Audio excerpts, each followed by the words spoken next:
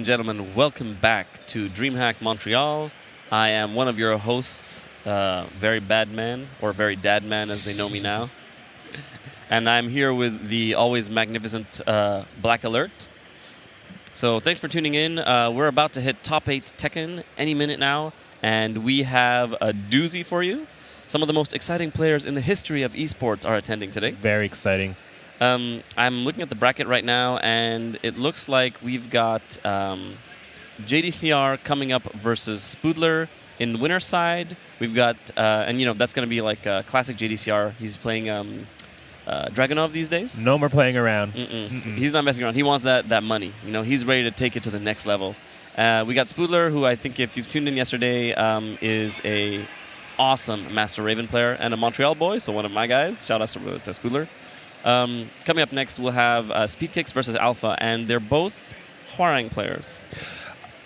We may see the Rochambeau kick for kick mirror match. Yep. I'm really curious to see, you know, two Hwarangs duke it out in top 8. It's kind of surprising, actually. You don't see more than one Hwarang in top 8. It's rare to see one. So to have two is it's going to be a treat.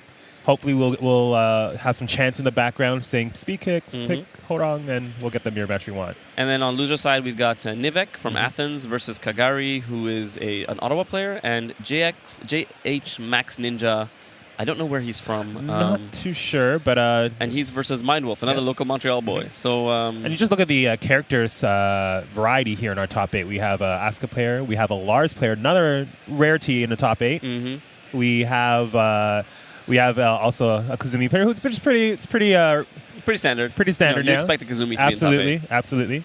And coming up right now is our match with JDCR versus Spoodler. What's interesting about this is I don't think Spoodler has ever played JDCR, but Spoodler hasn't really traveled much until recently. Then the past 6 months he's been traveling a lot, repping Montreal, kicking ass in a lot of tournaments. Leveling up his game. Yeah, and he's and you know, one of the cool things about him is he's doing it all with Master Raven. He never switched.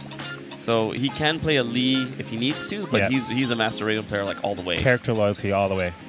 Now, JDCR, very familiar with Raven. He's played Tishimon many a times in tournaments. Fared pretty well in that matchup, so it should be interesting to see how he handles Spoodler's style of Master Raven shenanigans. Well, JDCR is a really defensive player, right? He's calm and composed. Very much. He chills out. He doesn't really commit to too much, and he doesn't make that many mistakes.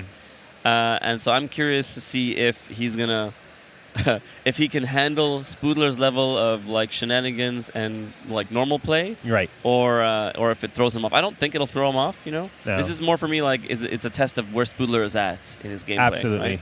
JDCR has proven himself, you know, thousands of times over at this point. He's one of the best, if not the best of all time.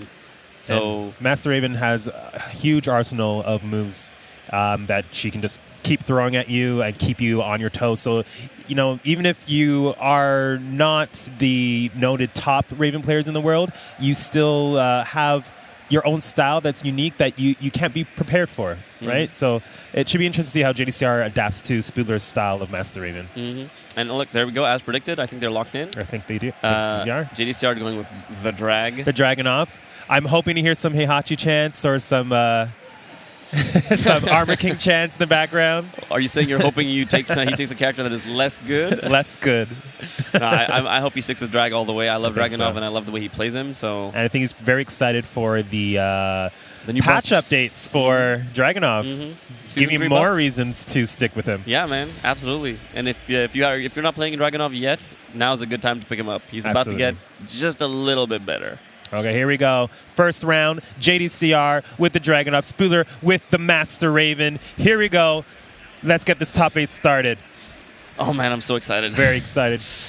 My boy is playing out. Spoodler, she's so cool with this entrance. I can't get tired of seeing that. Okay, so it looks like... Oh, Spoodler is just going right in. Already? He's like, nah, whatever, who cares? It doesn't matter if it's JDCR. I'll just do it. Oh, JDCR not ready to punch. Oh. Backswing blow so early in the match. Did you see that? Look, they brawled in the first 10 seconds more than JDCR has brawled in entire matches before. JDCR doesn't do this. It's kind of hilarious.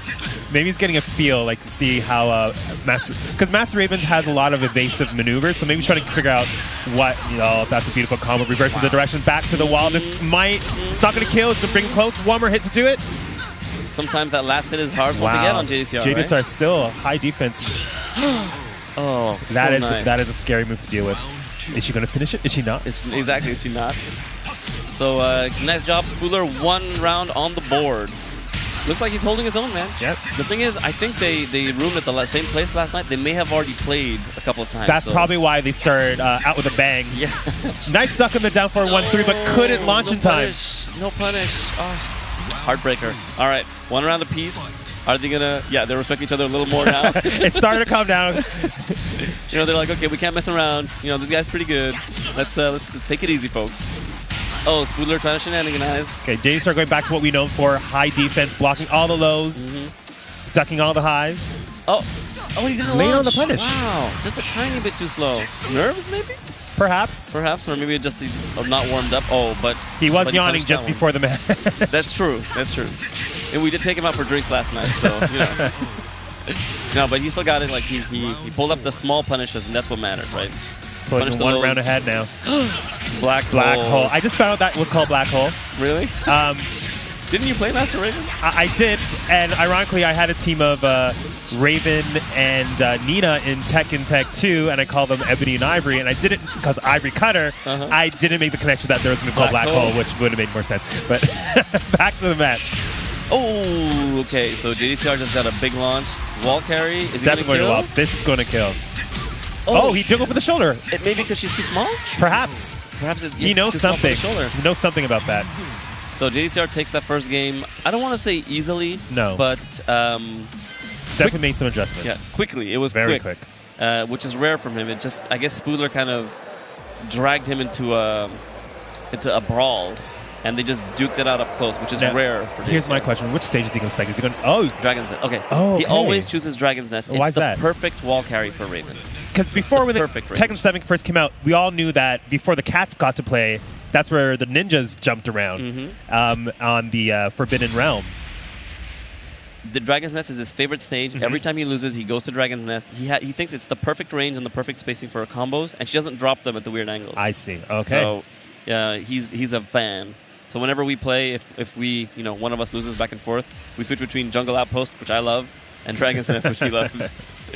Okay, so let's see if Spooler can make an adjustment here. I think he just needs to be a little less crazy and like a little more calm and slow. That first round when they were slugging it out and he was being aggressive and throwing the mix-ups, it seemed to work well through J-Star off a little bit, but then J-Star quickly slowed down the pace. Exactly. So I think Spooler may have to adjust and go a little slower as well. Yeah.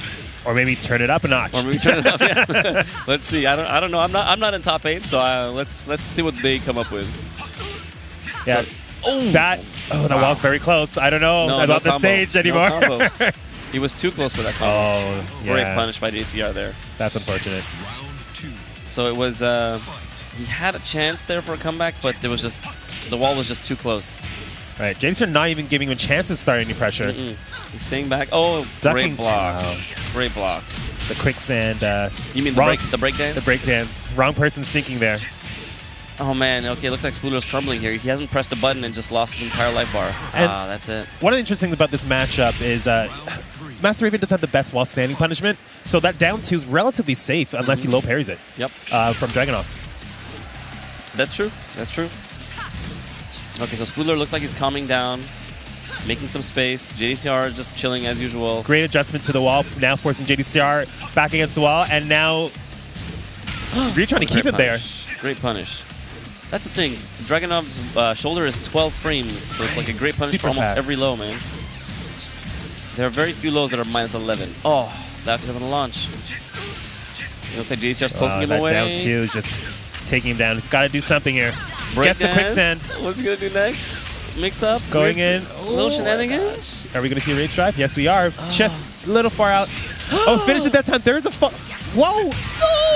He had the free follow-up. There's like he could have did cartwheel. He could have did up 4-3 just to kind of keep the positioning and perhaps hit him if he stayed down, which he did. But I think he did the crouch dash and maybe input it too early or Perhaps, too late, yeah. and didn't get the follow-up because Yeah. it would have been crouch dash and that crouching low, right? that down 3. Yeah. There's many options he has there to close it up, but good So- showing from Spoodler. The Spoodler will be back. He'll be back. He's still in top 8. He's going to be in the loser side. And so that was a really good adjustment from JDCR. Very good. They scrambled in that first round really hard, and JDCR saw that it wasn't to his advantage. And so for the following rounds, he calmed down and slowed the pace down. Absolutely. And Spoodler adjusted, but it seemed like he did it too late. You know? He was starting to crank up the volume. Mm-hmm. It was getting a little louder, but JDCR had those sound-canceling headphones and said, nope, I'm not hearing that tune. I'm putting you down now. Mm-hmm. So great job from both players. That was surprisingly entertaining, but also surprisingly fast. It's rare that you see a match that fast in the top lane winner side. It's hard for Raven, I think, in that matchup. Mm-hmm. He has too many good pokes to kind of keep her in check, and she can't really do much about punishment. Yep. And the real tricky part is she gets punished hard. For her. For all I think almost all of her lows are Yes. minus 12 or minus 13, Absolutely. except for down 3? Or is down 3 also minus 12? Down 3 is very insane. But we have, I think down back 3 is actually the hopping low. No, you know the standing one where she just like stomps your foot a little bit? Oh, I really don't know how safe that is.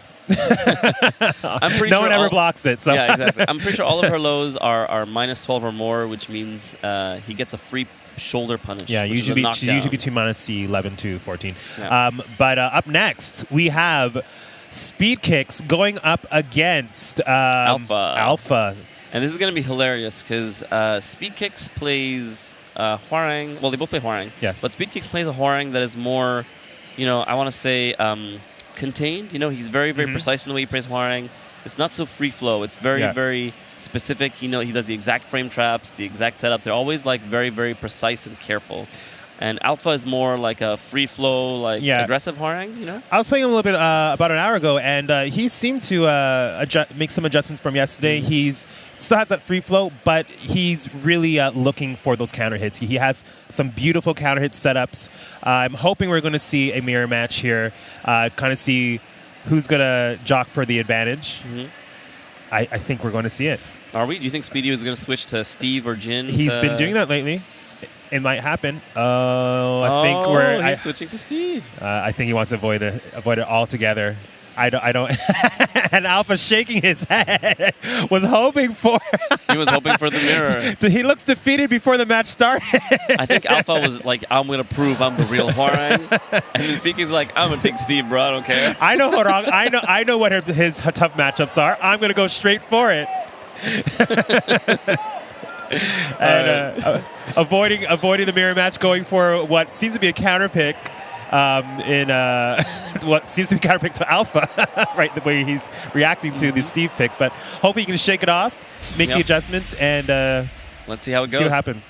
I'm very excited. I know Alpha is really, really good. He's very hard to throw.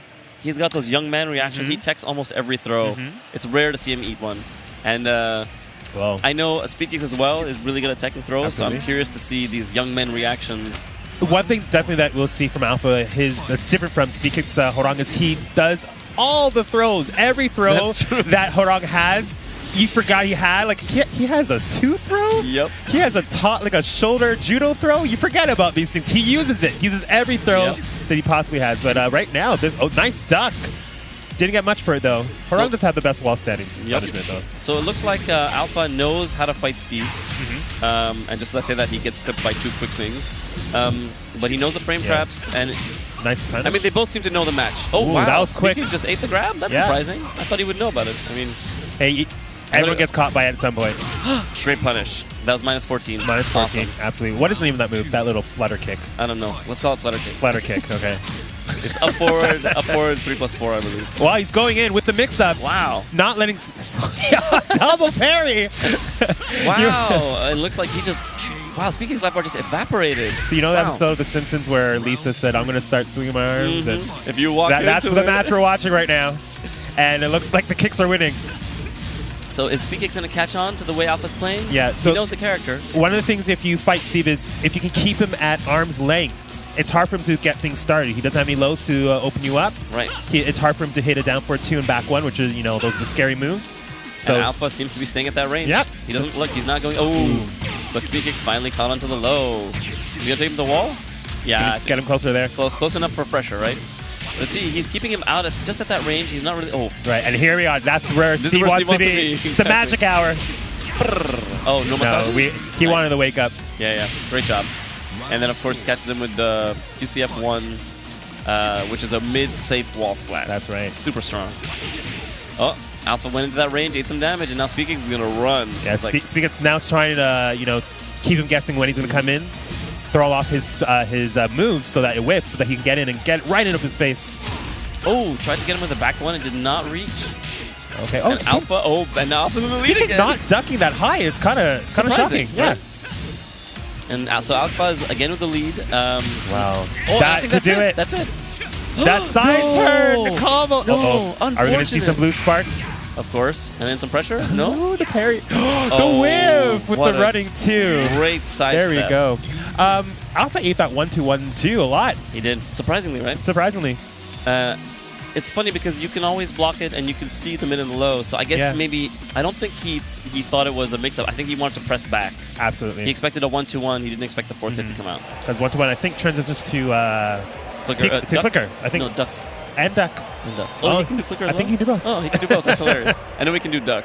He can do everything. He's Steve. He's magical that way. That's true. Sticking with the same stage, sticking with the same character. I expected a change. I thought he would at least switch something. to Dwarang, man. Okay, so we're back. That's super fast. And again, a really fast-paced game. Right, pushing speed kicks back. Pushing Steve Kicks back to the wall. Steve Kicks, there we go. That's his new name. That's his new name. Kicks. Whenever you use Steve Fox, Steve Kicks. Oh, okay, so it looks like Speed Kicks is catching on to Alpha's running up down back threes, and he's stepping them the right way. He's doing that stair-stepping to the right, making sure he whiffs. There it is again. He hits the grab again. Surprising. And it's surprising because there's no other grab option off Flamingo. That's right. He does forward 3, which forces you to have to break it. When you block it, you can't duck. Sometimes I forget that and I eat it too. Maybe that's what's happening. Maybe that's it. He's probably expecting like this. It's a very the classic strat. Yeah, but Speed Kicks has already poked his way back into the lead here. Yeah, and now he's just holding his lead. Again. He's just chilling. He's like, I'm just gonna stay back. Oh, he didn't fall for 1-2-1-2 again. Okay, here's the. I'm scared. I'm scared when you push these many buttons against Steve. One back, one. Oh my gosh! With 4 seconds left, the skyrocket. Wow. Alpha. What a great read right there. Again, Speed Kicks really trying to stick with Steve, trying to make it happen. I respect it. So Alpha is like, I think he's comfortably in the lead now and understands the caliber of his opponent. Yes, low look, parry. There it is. I mean, he got me with like 5 of those yesterday, man. He's really good at those. So he doesn't go for the full wall carry. It set-offs for damage and then Oki. Wants that frame advantage on the wake up. Steve Kicks doing good still. Only they're like sort of tied with their life bars. Now they're both kind of playing the spacing game. It seems an issue for Speak is trying to get in and get anything started. He's been backdashing a lot, stepping right, but nothing, not pulling trigger. We haven't seen there's the trigger. He pulled it. Nice job. Is it enough though? No, not quite. Oh, beautiful backdash to bait the toe kick. Nice job on that one. That was a great punish. Great awareness. He's on the board. Okay. So I don't know. I'm not sure what's going on here. Oh, another low parry. Wow. We haven't seen much in back ones though. From is he holding back until he needs it the most? I think he may just not be at the right range for it, or Alpha is just doing strings that you can't interrupt with a back one. Right. But it looks like Speed Kicks is comfortably in the lead now. And there it is. 1-2-1. You eat a flicker 1-1. Do not press again. And Alpha got a little antsy, press into the 1-2-1, and very quick round. Speed Kicks in the lead, man. Oh, there's the back one. He's starting to pull it out. Yeah, I think he was waiting to sort of get a read on his opponent's timing before he started throwing them out. That's a good idea to now that he's got size the up your down. opponent. Yeah, but Alpha changed it. He goes in and just went for the grab and says some guaranteed damage. I think Steve Kicks knew about that grab. We're just going to stick with that, Steve Kicks. I just love it too much. Oh, the back one. Back one. He was waiting for the right moment. I think you're right. Makes the unblockable. So it looks like Steve Kicks is sort of coming in now. Getting... Oh, no! Gets the overhead. This is going to be big damage. This could kill. This is going to kill. Wow. Okay. One more round. One more round and Alpha can take it. Okay, down for 2 to start again. Gets the parry. He doesn't get anything off of that, does he? That's the guaranteed. It's just 4-4. Just 4-4. Yeah, that's sad. That's really sad. He's had this for years, and still they can't give him something a little bit better than that. I mean, Beck had duck. The stomp didn't launch, but while standing 2 from Speed Kick is going to take it to the wall. This is going to be Oki. And Alpha shaking his head, unhappy with that, and that's the punish that cost him the game. Yes, we saw a read there. Now, are we going to stick with the same stage? He had the opportunity to close it out. He ducked the stomp Speed Kick finished the string, didn't pull the trigger. It's hard again. Horong is not a conventional while standing punishment for launchers. He has to go into a stance. The up forward, Up back 3-3. up back 3-3. Yep. It's not the easiest, so it's hard to be aware of those things. But I think he Yeah. because he got a side step up 4. What he actually did was up forward neutral 4, and he got a side step 4 by accident. Oh dear, yeah. He went for max damage, and sometimes you should go for less than max damage to get the Looks like we guaranteed love punish. this stage for both players. Yep. It must be like a Horong thing. I think he gets the wall really quickly, so he's happy. Horong players love this stage. Maybe that's just what it is. Steve Kicks also likes the stage, even with Steve. Even so. with Steve. No low parry on it. Oh, it's not like the Steve junkyard. But you know what's funny is that doesn't launch anymore, so No, it's not only so counter bad. hit. Yeah, it's not so bad. Alpha slowly making his way in. Oh, got the down for 2, but didn't convert off of it. That's what happens when you play too many different characters, man. Sometimes you drop the... Forget what it is. I think that's it. That's going to do it. Oh, yeah. Nice job, Steve. Sonic Kicks. Bang closing out the round.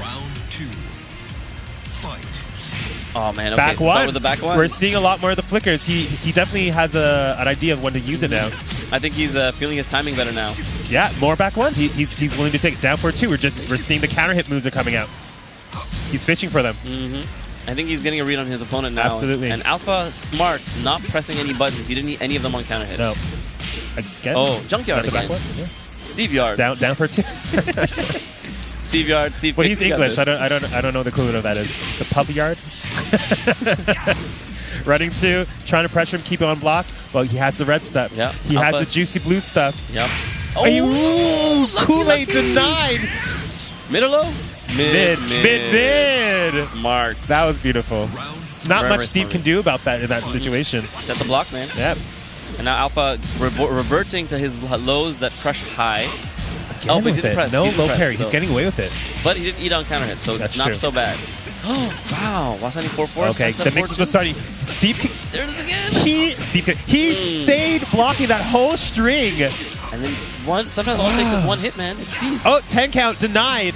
I know my My throw breaks. my throw rates. What's it going to be, low? He tried it again. Again, not much Steve can do to get out of the situation. He has enough frame advantage that Sway's just not the best option, but he tried it. Down for 2 to start again. Down for 2 again. Denied. Pushing back. Back 1. Hits him out of the air. Look at the conversion, though. Wall? Yes. Oh, but he wasn't ready. He wasn't ready. And Alpha getting some frames. Nice break on the Kicks, breaks throw. the He grab. knows it.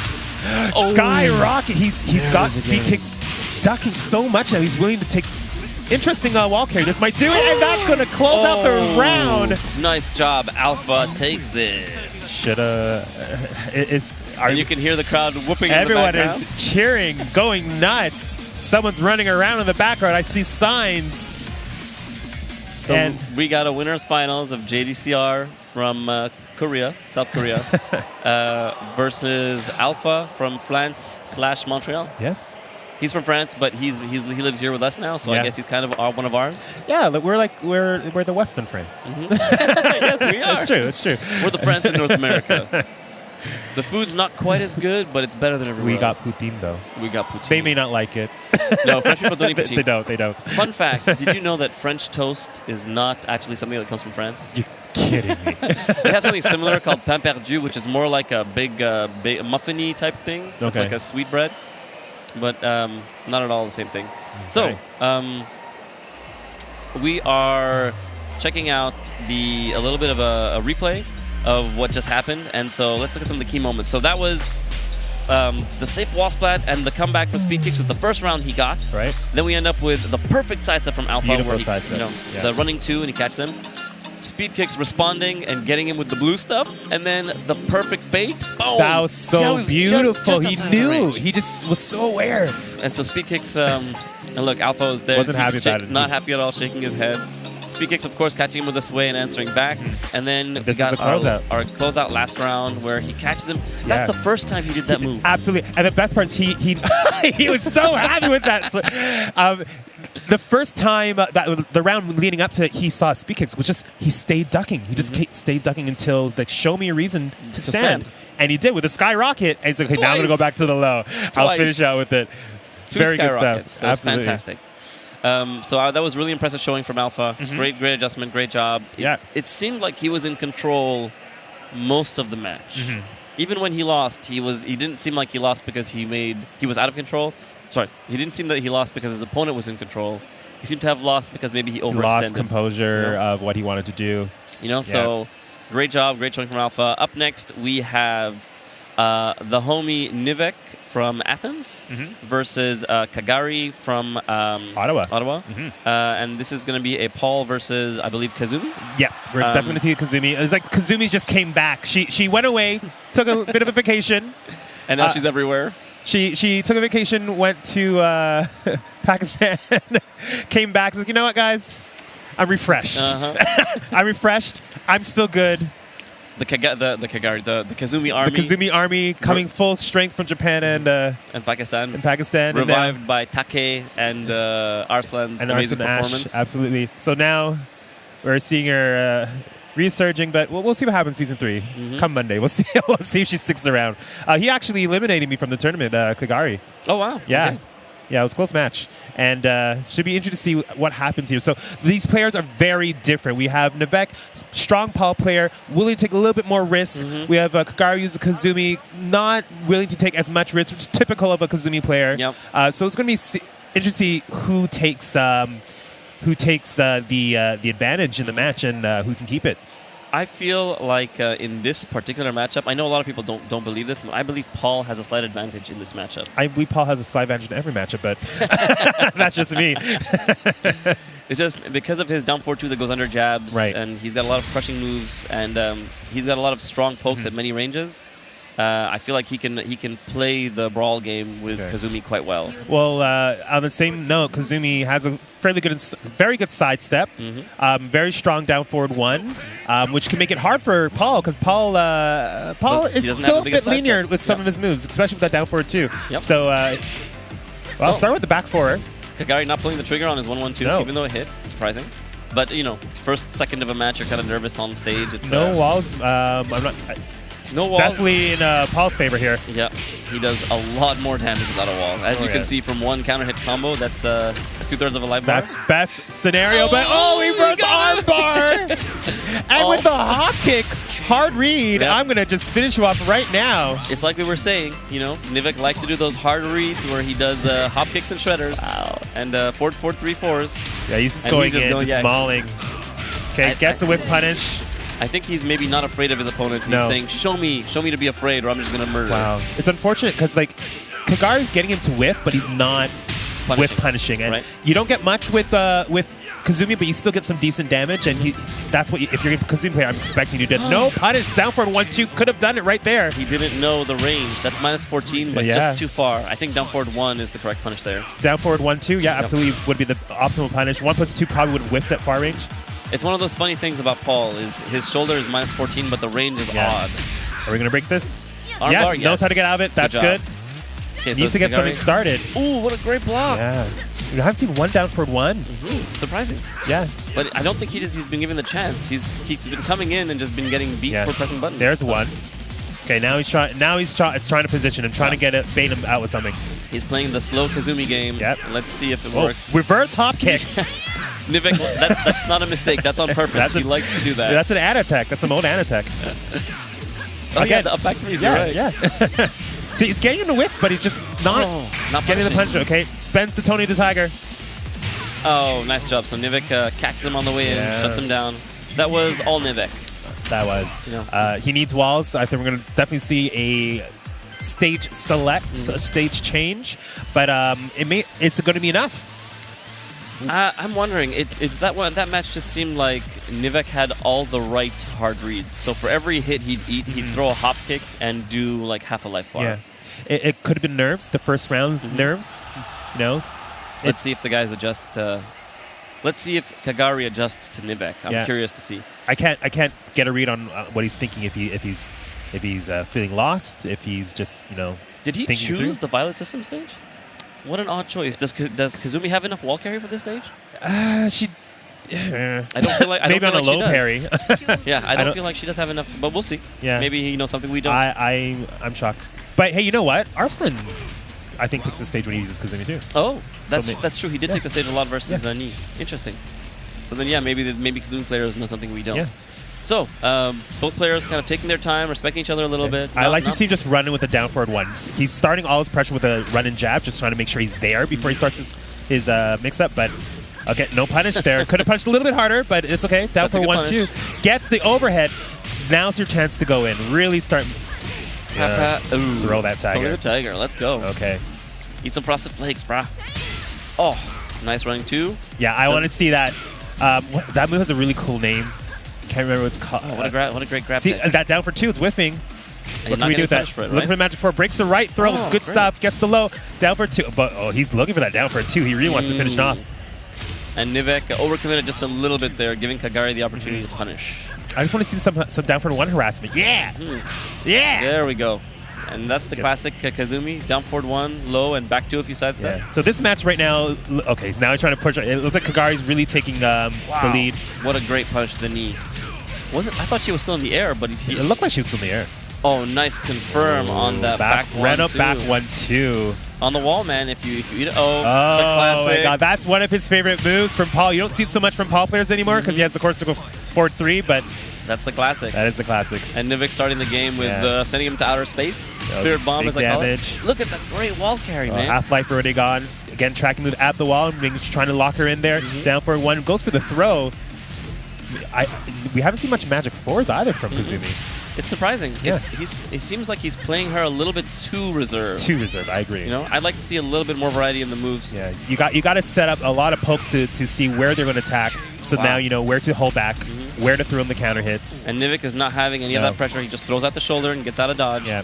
Oh, that's the 2 grab, no escape. He's been doing a lot of 2 grabs. I think he tried all of the grabs to see which one Nivek would eat, and then he's just throwing that one out until he dodges it. Okay. Again, jabs. Wow, okay, so they're kind of... Okay, we're getting to mix up with the throws now. Yeah, Kagari throwing his own throws out now, hoping to sort of... Running 2. Oh, first one we saw of the day. Great. Another one.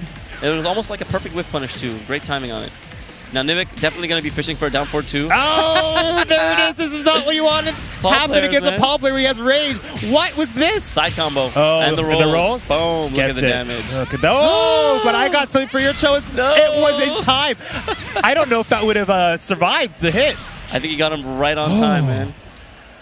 But very, very interesting from Nivek. A great combo, which almost killed, but not quite. Kagari now getting comfortable with the running 2s.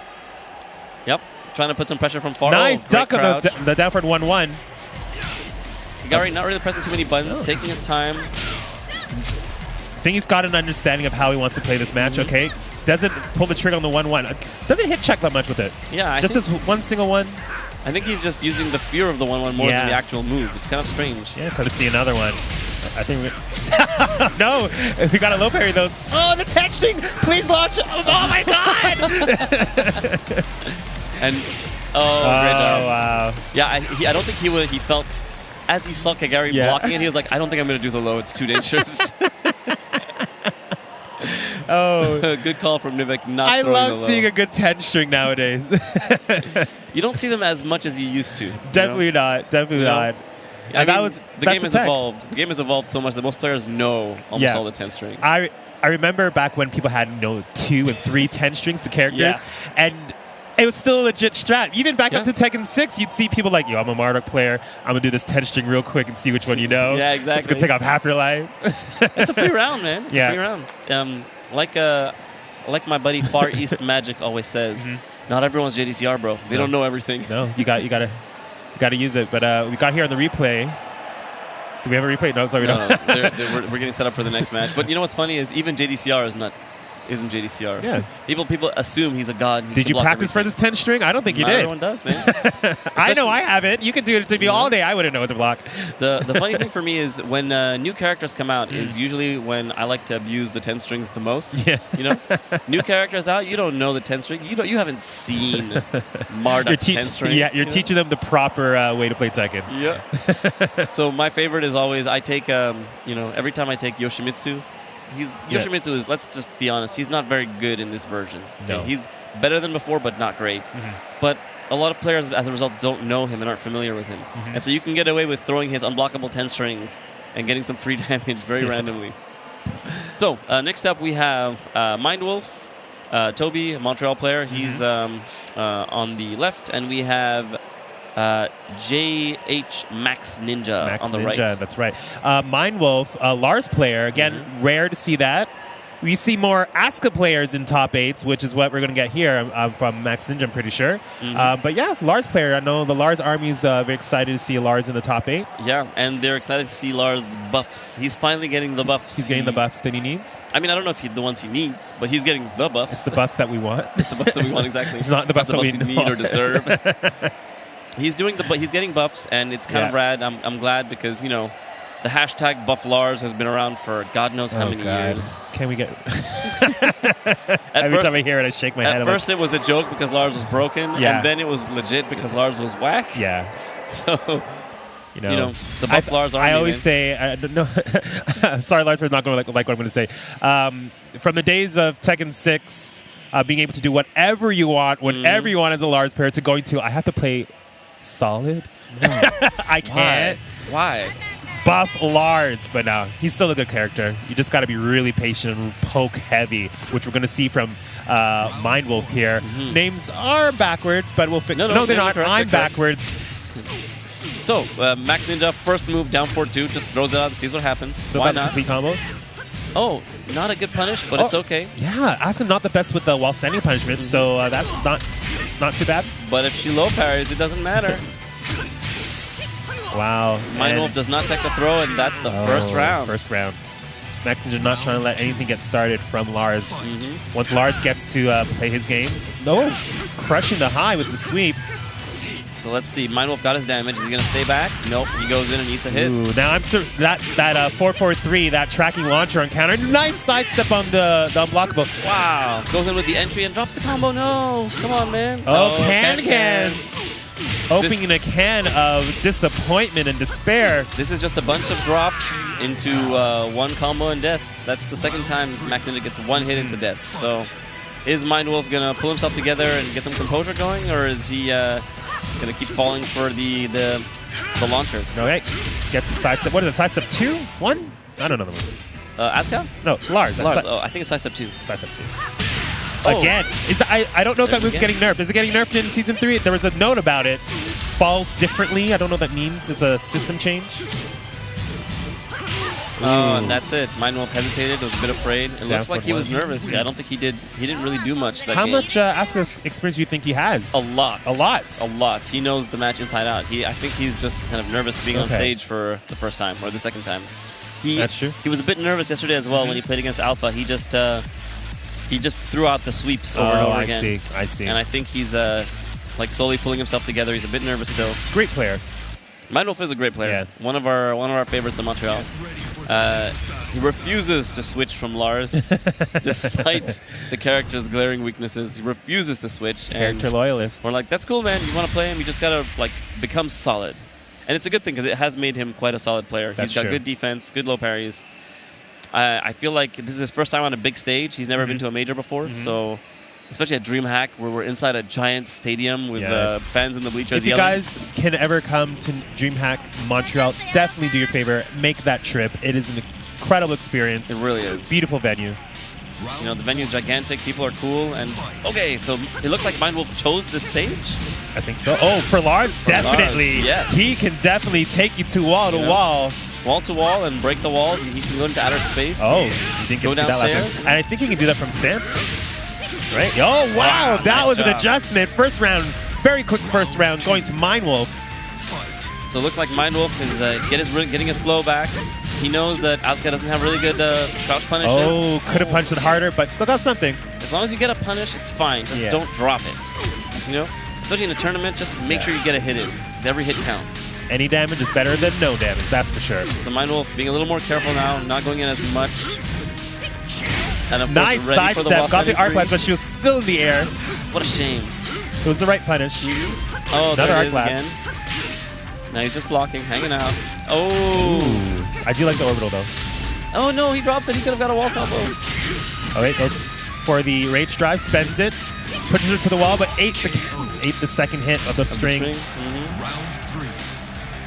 Oh man, I don't know what to. I'm not sure what's going on here. it seems one-sided either way. Well, but Mind Wolf really putting the pressure on Asuka. You know, the class, you got to be aware of that. And you know she's going to, and she catches him.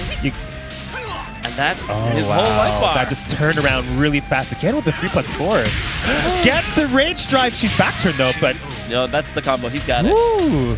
Mind Wolf almost dropped the soap This is there. a slugfest. Another counter. Great you counter. got 3 options here: either chicken it, elbows, or shoulders. And Mind Wolf unfortunately got up with a kick and ate the forward 2.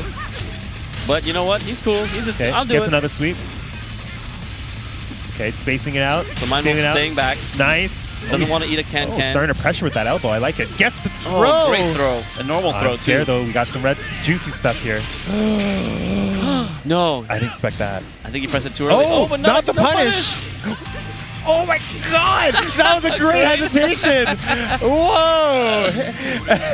And so Mind Wolf answers back. Doesn't press a button through the counter. Waits for the whole counter to end and throws a low. You can do lows. You have a lot of options against her reversal. You're just not supposed to press a mid or a high that isn't an elbow or a knee. Right, and if you do, you better make sure you're going to chicken it. And Lars has a lot of knees and elbows, so I'm surprised he didn't throw out like a down forward 2-1 or a down forward 4. And for those of you who don't know what chicken is, for newer here, chicken is when the person who tries to reverse, the stick of their arm, they reverse the move, but you can reverse the reversal by inputting forward 1+3 or forward 2+4, depending on the limb that you use. And that will reverse the counter. You'll hear the announcer say chicken. Oh, does he still say chicken? Yeah. Chicken, and you pull your arm back and punch the other guy in the face. Yeah. Oh, Max Ninja with the counters again. Okay, no and this walls. time, Mind Wolf stays down. Good job. Ooh. Yeah, I think Max Ninja realized that Lars on a wall is just mad damage, and he has way better wall carry than Asuka. So. And I think his only answer was to counter him. Yeah. So Mind gets another counter hit. Hitting the string again, but nice great sidewalk. Gets the arc blast. Can this finish? No, he's going to go for the rage drive. That's big damage. Going to go for the Oki. Yes. And then plus frames. Oh, I'm scared. Oh, yeah. That's the poke, man. You got to be ready for that. Mind Wolf taking 1-round lead over Max Ninja. So, oh no, he twitches. He twitches on the second hit of the string. Looks like Mind Wolf is twitching quite a bit. A nice block on that. Another down for 1-2. No punish on the back 3. Nice punish that time. He waited it out. It was working up until that moment. You know what? Up until that moment, and then he gets the launcher. Yeah, we're going in here. No walls, no problem. But he takes the grab. The adjustments from Mind Wolf right now, I think that was working against him. Oh! Too antsy, and he went back in when he didn't need to. Oh, and he did spend the rage drive, too. He wanted the pressure. I think he was a bit too antsy there. And just, Heats out the can-can. No can-can, no sir. I'm full. And so Mind Wolf's now taking his space, respecting the back 3 and all of Asuka's defensive options. Lars can be hard to approach. He has so many keep-out tools that... No punish again. I think he's terrified of pressing a button. We're getting some new moves from Max Ninja. Sidestep 2. Stomp. Low. Tire shoes, my lady. Notice how he did the stomp, held the stomp for her to get up, and then went after him. In his b-boy stance. I love that stomp. Isn't it great? Oh, great low parry. Great low parry there. And so Asuka trying to go for the unblockable. Again. Hasn't hit at all. Yeah, Mind Wolf either got up and sidestep or was just ready to stay down. It's fantastic. Gets it again. This is going one direction. Just like the best band. Is Mind Wolf going to... So now Mind Wolf is throwing shoulders from far. Wow, yeah. And again, that will do it. Beautiful play. Mind Wolf moving on in the loser's bracket over JH Max Ninja. And look at Mind Wolf smiling. He's happy so about that. Man. Great job, Toby. Great showing. So Mind Wolf, again, is one of our new players from Montreal. He showed up to the weeklies for the first time two and a half years ago, or when Tekken 7 came out on console. And he's been coming to all the weeklies since. He's never stopped coming. Good stuff. Even when Tekken had like that little down wave where people just stopped coming, sometime around the beginning of Season 2 maybe. Yeah. I would say in Montreal specifically from 2018, September-ish till like January, February this year, we had a big dip in players. And Mind Wolf came to every single weekly. He never misses. That's how you improve. You're consistent. You stay up with it. You practice. You grind it out. We're going to see a little replay here. Max Ninja, first round, can taking to the wall. Then the adjustments made by Toby, just pure pressure. Look at that. Plus frames into low. And this is the best part. Ghoster holds the counter, sees it, goes for the low string. And Toby like smiling like, oh my goodness, that was crazy. If there's this hold the stomp, it's a low. Gotta get that b-boy stance in there. I love that. And there's he ends it with the 4-4-4-3. Good stuff. Giving him props and being a good sportsman. And yeah, Mindwolf really a great player. In fact, we've played a lot at weeklies, and I have beaten him in every single weekly we've played at. Yeah. And yesterday at Dreamhack, for the first time, he beat me and put me out in losers. Oh my gosh! And I was so salty, but it's so proud at the same time. I know that feeling. Like, but good job. Yes. But good job. For us, like in our respective communities, we're kind of the gurus, the teachers, and when our newer players, students, so to speak, take us down in a tournament, that feeling of pride and despair. It's that mix of ego where I'm better than you, but also they're putting in more time than us, so they deserve it more. They're doing the work. So great job, Toby. Yeah. You totally deserve being in top 8, and absolutely. He's guaranteed 5th place now. Yeah. So I'm really he was really hoping to make top 8. Yeah. So the fact that he already made top 8 was enough. And now he's 5th, so it's just icing on the cake. Icing on the cake, absolutely. Get that cherry on top. Get to that top 4 circle. I really hope he makes it to top 4. I hope so too. I'd love for him to play against any of these killers. Any of these. Nivek, Speed Kicks, Alpha, and GDCR. It would just be a great experience. Up next we have Speed Kicks. We're locked in here. Nivek. And so Speed Kicks with going back to his Jwarang. Oh yeah, maybe. Remember in Tekken Tag 1 when they were like Jwarang? Well, I remember calling him Bob. Yeah, that's true. Back in the old days. Everyone called him Bob until... We're that old. Until Bob Richards appeared. Until the Bob actually existed. But for a while, I called him Bob, and I called Bob Blob. So that was how I differentiated. Yeah. All right, so we got Speed Kicks playing his classic Jwarang versus Nivek. And you see Speed Kicks sponsored by Panda Global. Yep. Nivek sponsored by no one. So if he's not sponsored, someone to sponsor this man. He's very good. And he's a Paul player. I love Paul players. So nice sidewalk, but that follow-up one still caught him. So let's see. They're both playing kind of defensive. Yeah. It's surprising from Nivek because he's like more of an aggressive player. Whoa! Really taking his time. Nice spacing, gets the corner back 4. And he eats a counter hit through all the string. This is going to be hurt. That wall damage is so ridiculous. It's so delicious. What are you talking about? So with Nivek maybe pressed a little too much. He got a little antsy. He doesn't like to block a lot. I've noticed that one of his things that he likes to press even on negative. So I'm wondering if Speed Kicks is going to catch on to that. Well, it looks like Speed Kicks is just going in and not giving you a chance to do anything. Pressure at the wall. So that classic Speed Kicks pressure of Flamingo, down forward 4, cancel 2, down forward 4, 1, etc. Speed Kicks, I feel, plays nice duck on the power crush and punish. And the wall carry? Oh, and the big damage. Great combo. And the Oki. I was going to say, I feel like Speed Kicks uses Steve Kicks almost the same. They're very similar, but I don't know. I really love watching his Horang and the way he gets the mix-up going. Absolutely. I think it works quite well for him. And Nivek, again, tried to throw a hop kick out, but was stuffed by Speed Kicks' mid-kick. Very hard to hop kick a Horang player. It really is. You really can't do it so much. Oh, and Speed Kicks going for the Skyrocket! Great blue sparklies. Not enough wall carry though, so he goes for some. But gets the wall bounce. This is enough combo. This is enough damage for sure. That's going to finish off the tracking move. Wow. 3 quick straight rounds on the board for Speed Kicks. I don't think we should call him Steve Kicks anymore. I think he's definitely a Hwarang player. Yeah. I'm hoping. It sucks because Nivek is my boy. He's a Paul player, and I like the guy. But if Speed Kicks wins this and ends up facing off against Alpha sometime later on, I really hope the Hwarang mirror happens. I want to see. Fingers crossed, bro. Kick back and forth. Me too. I want to see them spam each other. That's my favorite. I love Hwarang. I think he's such a delicious character. And right now, I feel like he's a perfect mix of aggression and defense. Like, he's got enough tools for everything. He's not broken with any of them, but he's got enough good tools that overall he's a strong character. Yeah. Oh, we're getting a switch, though. We're going to get an early kick match with Katarina versus Horang. Nivek. I didn't see this coming. Me neither. I mean, I thought you were my boy, man. You betrayed me. Paul just couldn't get the opening that he wanted, so maybe he's going to have to create one with a little bit faster counter hits. Yeah, 4-4-4s, down forward 1s, etc. Yeah, standing 4, we're going to have to see a lot more high crushes, I think, from Speed Kicks. But then again, we have the Flamingo stance that can avoid it. Speed Kicks definitely does his homework, so I'm pretty sure we're going to see that. Yeah. Just like when you saw him do back 3-2 versus the back 3-2, he was doing a Flamingo. Already starting off with a Flamingo, but low counter hit. Nivek just throws out the big low. Again, he's right away. He's going with the Flamingo, trying to avoid the Magic Force. Yep. So the problem here is that Nivek, if he does win this match, is locked in with Katarina. That's so right. Hopefully he's got enough move. matchup experience that he can play her against a lot of characters and not this is just very Dwarong. different.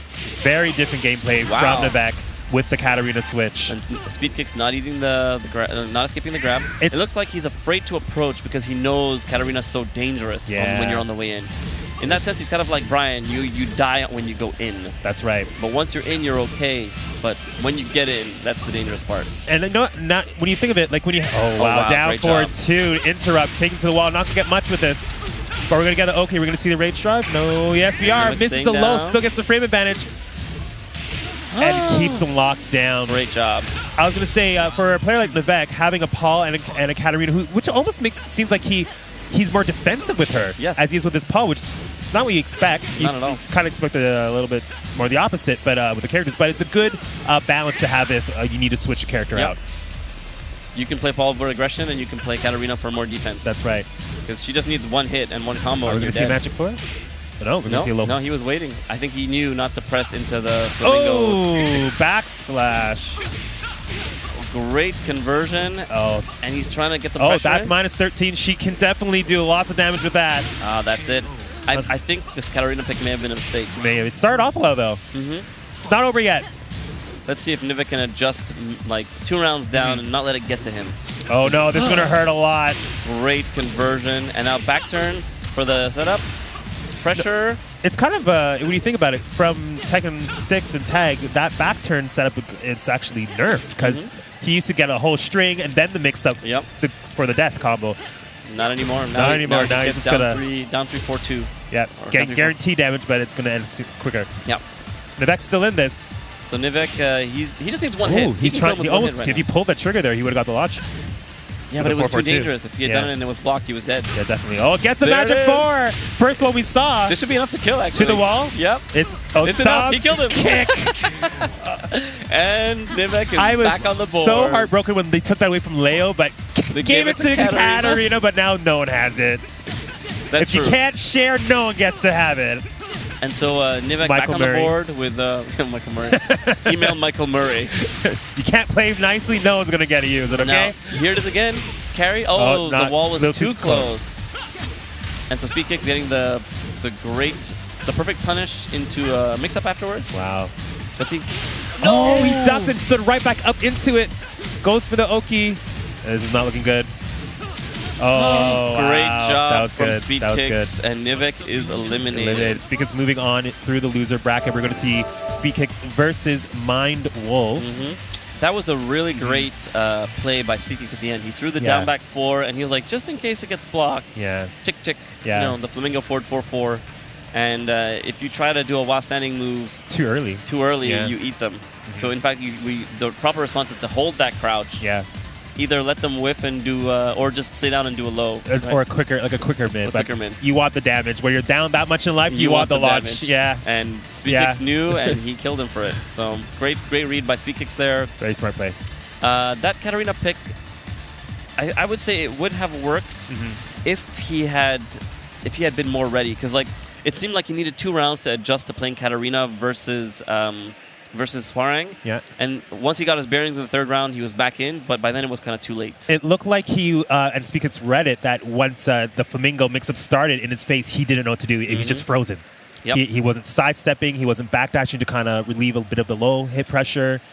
It became an issue. So he's probably going to go home and do his homework. But next we have a... I was wrong about the next match. It's the Spoodler. Spoodler versus Mind Wolf. So these guys are both Montreal players, teammates, friends. They play every week at the weekly. Yes.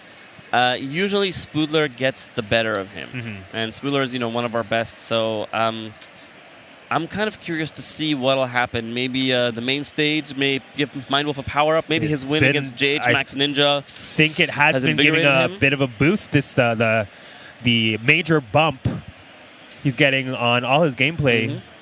And so here we have good guy Alex Chin jumping in and giving Mind Wolf the assist by plugging in his controller.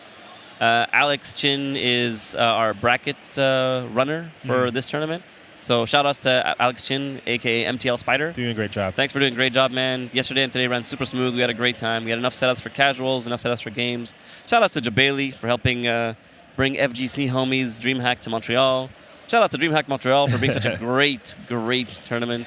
The best way I can describe it is if you went to Evo this year and you got tickets into into the theater, that's this experience here. There's lights flashing everywhere above us. There's spotlights everywhere. There's flashing lights. It's a stadium, guys. It's a huge stadium. Yeah. So definitely make it out to Dreamhack Montreal next year. Yeah, man. It's worth it. They set up a lot of the screens for the games in front of the bleachers, so you can sit in the bleachers and you don't have some tall guy sitting in front of you spoiling your view. Absolutely. You know? It's really cool. It's fantastic. I'm really glad I came this year, and I will definitely come again next year. Oh, yeah. Every year, if you run this in my city, I'll be here. I'll come. So, as predicted, Spoodler with Master Revant and Mindwolf with the Ars. It's one of my favorite stages. And of course, Twilight Conflict Dose. Dose? I thought we were in Quebec. Le deuxième Twilight Conflict. Thank you. So, no, that's from France. No, that's France. Okay, sorry. I'm learning here. I'm learning. It's Le. I'm sorry, I got a correction. So Mindwolf going in with a mid into a low immediately to get his fat damage, and now he's just brawling. Wow, instantly. he's going. Hold the stomp. Woo! That's okay. Wait, I forgot which version of the game we're playing here. That is not wall splat like that. It's a little too far. He would have, but it was he counter was a hit, slight side angle. Yeah. Slight side angle. So. Oh no, the rage drive hitting it, but luckily he's closer to the wall. Less damage, drops the combo. Spoodler wanted to go for super max damage. Oh, that was the paying for it. What's going on here? Look at these guys brawling for this That place. biker is just trying to get through. You just see these guys brawling in front of him. So it's interesting seeing Spoodler brawl against Mindwolf Mindwolf's because playing they do so this well. every week.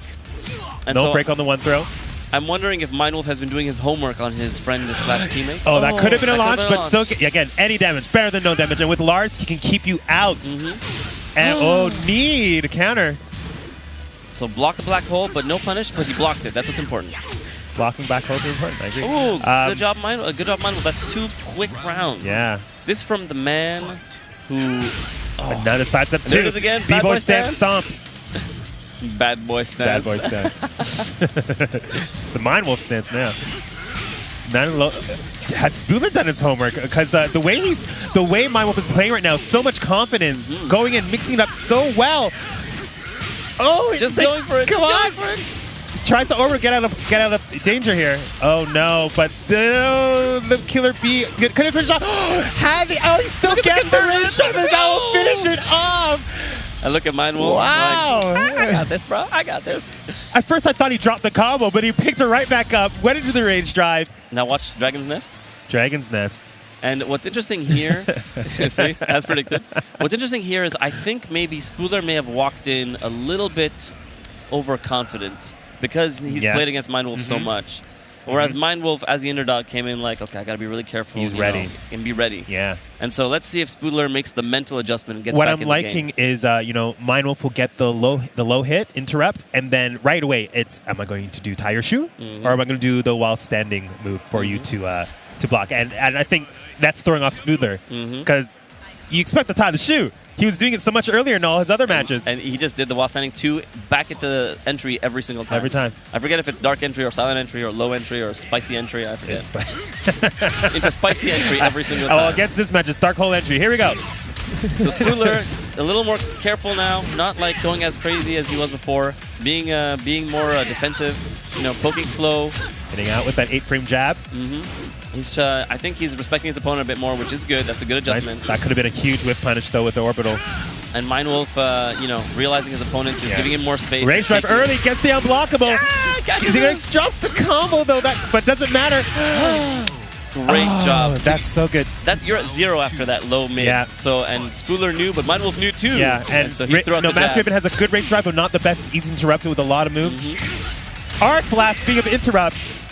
With Mindwolf kicking ass and chewing bubble To the gum. wall. Gets damage, misses it, walks around. This is big damage. Hey, that's the old school stuff. I love it. Down back 1-2 on the back. Repeat. Karate into Low the low. parry. Okay, he's had enough of it. Yeah, he's ready for it now. And tries to adjust, but I don't know about the stage. This stage has not been helping him out. Has not been helping him out. One round away. Oh, Spooler, make me proud, my boy. Okay. Mine will make me proud. Magic 4 gets the combo. It's going to take to the wall. Back turn, hits to the wall. We're going to see an Oki setup. No, yes, we dropped the combo. This is not big boy damage. So, Orbital, we didn't see. That's the first one Orbital he's seen in this match. So Mindwolf, I think, is like a bit relaxed now because he's got so much of a lead. But sucked into that black hole. You relax just a little too much, and that's when you eat the black hole. You relax? I'm sorry, what? Relax into the black hole. Okay, Raymond. I gotcha. So it looks like Spooler is getting his composure back, slowly bringing it back. I think he may be ready. Okay, big damage. Killer B goes for the mix-up, gets a counter hit, sweep. Great choice. Just what he needed. There. Notice how he blocked the while standing 2 after the jumping low. Yes, he knew not to push the button. Hole. Okay, take the other side. This is it, man. The Go for into Oki. the palm. Boom. Yep. And that palm is guaranteed on a lot of characters. Yes, it is. Interrupt. Didn't want it to. He thought maybe the unblock was coming. I thought unblock was coming too. Spooler fighting to stay alive here. Oh, couldn't get the. So here's how that works. Too far. When she does the black hole, when she does it, and you block it, you can't do a 10-frame punish. You have up to 14 frames to play with. Yeah, and 14 it has frame to be mid. A far-reaching 14 Yeah, frame that's right, and preferably mid. Yeah. So I'm not sure if Lars. I think Lars may have forward back 2, but I think it's 15 now. Uncertain. Oh. Anyway, Spooler bringing it back. Slowly, Another now orbital. he's got his lead, he's chilling, he's not going to press too many buttons. Okay, went for the counter hit this time. And Spooler takes a great job, Spooler, getting his composure back. Close. Wow, man. So close. It all turned around with one black hole. Yeah. It all turned around. You know, it's such a great move. It is a great move. I ate that a couple times. Jeez. Yeah. As I was saying on stream yesterday, for those of you that tuned in or missed yesterday's stream, what's interesting about Master Raven players is they throw Black Hole out at first. Yeah, just to see if you'll eat it or not, or if you punish it or not. And then once they notice you're blocking it or you're punishing it, they stop. Yes. And the mark of a good Master Raven player is that as time goes on, if they realize you've forgotten about it, they bring it back. Oh, yeah. And that's what happened here. He stopped using it, I think, after the second round of the first match. And then third round of the second match, he's down 2 rounds. Black Hole comes back, and he used it and won 2 rounds in a row with it. That's right. So that's right. But is it too soon? Because now he's used it several times. Yeah. Is maybe he has to phase it out again and then bring it back later. That's right. We'll see if Mindwolf adjusts to it or not. Here we go. Are we going to pick a stage here? Which is his favorite stage?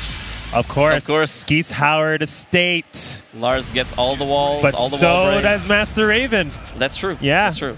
I actually don't know how much damage she gets. Oh, she gets a lot. On the wall, does she? One of our Toronto locals, great Raven player. Oh, sorry, he's from Hamilton, so yeah, greater Toronto. But great JD Escobar has a great Master Raven. If you check out his videos on YouTube, amazing stuff on this stage alone.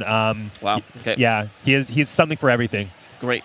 She definitely gets a lot of damage. So I guess we're going to see a slash slugfest because any hit is 2/3 of a life bar, if not more. Oh yeah. This match may go really fast. Yeah. I was about to say, are they going to respect each other? No. And Mindwolf just goes in with a Arc launch. blast. Here we go. Taking to the wall. Lars does not miss the wall. It doesn't matter. Okay. You know what? Commentator's curse. Lars does not miss the wall except on that one time. angle. That one time. But look, see, Mindwolf is not going into the black hole. Okay. Vampire finds his mark. Taking to the wall. This is going to be just a little far. Wasn't sure where it was. Counter hit while standing 3. This is big damage. We're going to see an Oki situation here. Splat. Oh. Yeah, you got to know it's coming. You got to respect it. You got to respect it. He hesitated the first time, went for it the second time, and by that time it was too late. The first one was the one. That was the hesitation that lost him the game. That is punishable. I think he was just a little too slow. There we go. I want to see more of that. It's hitting every time. Yep. I think Spooler is afraid to crouch from far because he knows Mindwolf is throwing the shoulders out. I find Spooler doesn't crouch much in general. He doesn't. Yeah. That's true. He crouches when he's up close. Yeah. When he's from far, he doesn't like to. Oh, okay. So let's see what he's got. To the wall, but he needs to end it early. He tried 4-4-2. He wanted it to break the wall. Okay, Orbital, unfortunately, she was already airborne. Oh my god, but big damage. Oh, Killer no. Bee gets around. Spoodler on match point.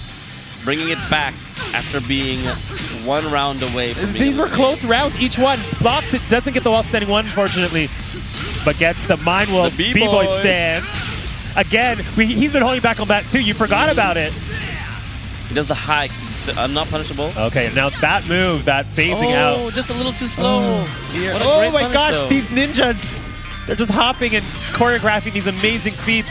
Quicksand, Breakdance. Killer and Bee to that's finish it. it off. Great job, Spoodler, bringing it back. Give it up for Mindwolf. Great showing job, today man. with Great Lars, job. nonetheless. Look at Mind Wolf, a little bit salty, but he's like, all right, like- you got it, bro. He was Good that job. close. He was 1 round away for moving on. But Spoodler will take it.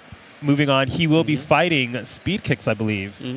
So it looks like, no, we have, yes, so we've got our top 4. We have our top four. We have JDCR versus Alpha in winners finals. And then in losers semis, we have Speed Kicks versus Spoodler, who we just saw playing. And then the winner of that match will be facing off against the loser of the previous match. Absolutely. So I think we're going to get winners. Are we getting winners finals first? I'm not sure. I'm not sure what we're doing.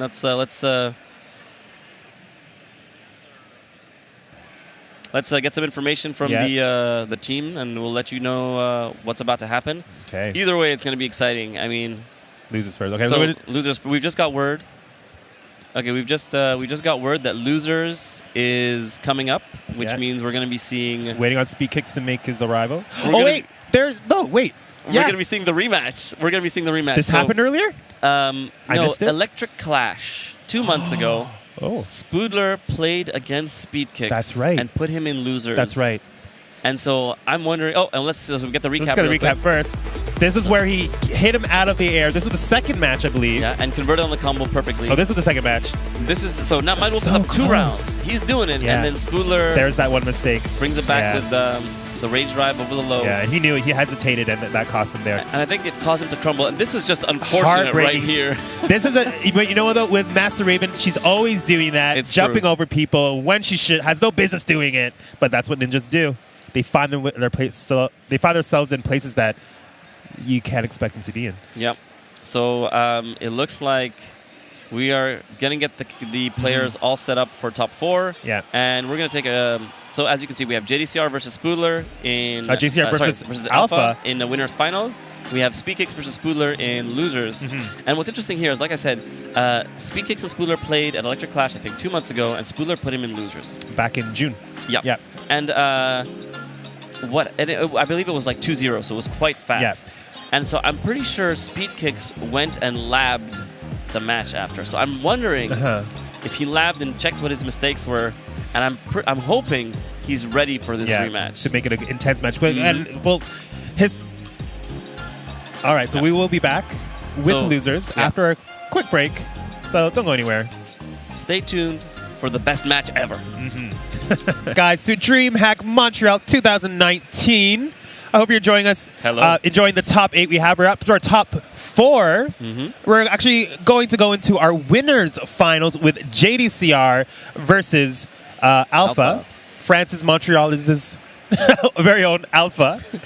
That's right. France's newest export to Montreal. Export, that's right. And this is a winners final, so it's going to be a first to 3, i.e. best of 5. Yep. So they both players have time to adjust to each other, adapt, take their time, feel each other out. Yeah. It's going to be a little more slow paced, I think, than what we've seen Against so a far. Horong player, yeah. Well, you know what? JDCR has fallen to a Horong player before, and from. Was it France? I always get this confused. Who was he? Rest? Rest. Where's Rest? He's from Australia. He's South Korean. South Korean. But he's living in Australia. Lives in Australia. He's like South Korea's export to us. Right. So, we've seen some great stuff from Alpha, so we'll see if he's taken a note from Rest's gameplay. But again, JSR was using the Armor King back then. He's gone back to his old favorite, so it should be interesting to see his adaptation on this matchup. Horong can't be slept on. Cannot be slept on. Horong is super dangerous, man. Like we saw versus Speed Kicks.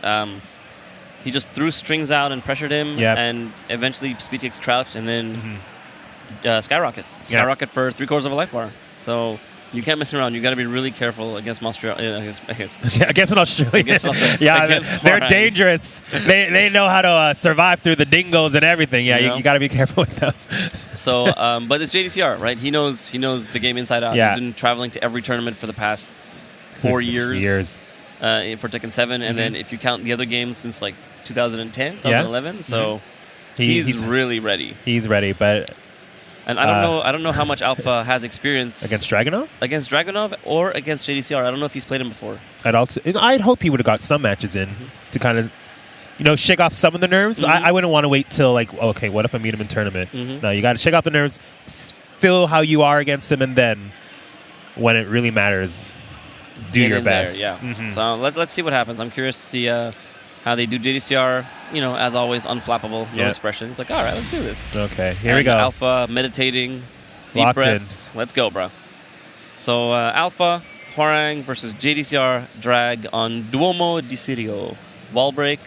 I'm wondering if they're going to try to maneuver each other toward the walls and the balcony break, or if they're going to just stick with the walls and just, play mid-screen neutral game. Yes. JDCR likes to move around a lot, so I think he's going to move himself away from the balcony break as soon as possible. Oh, nope. No, he goes right for it.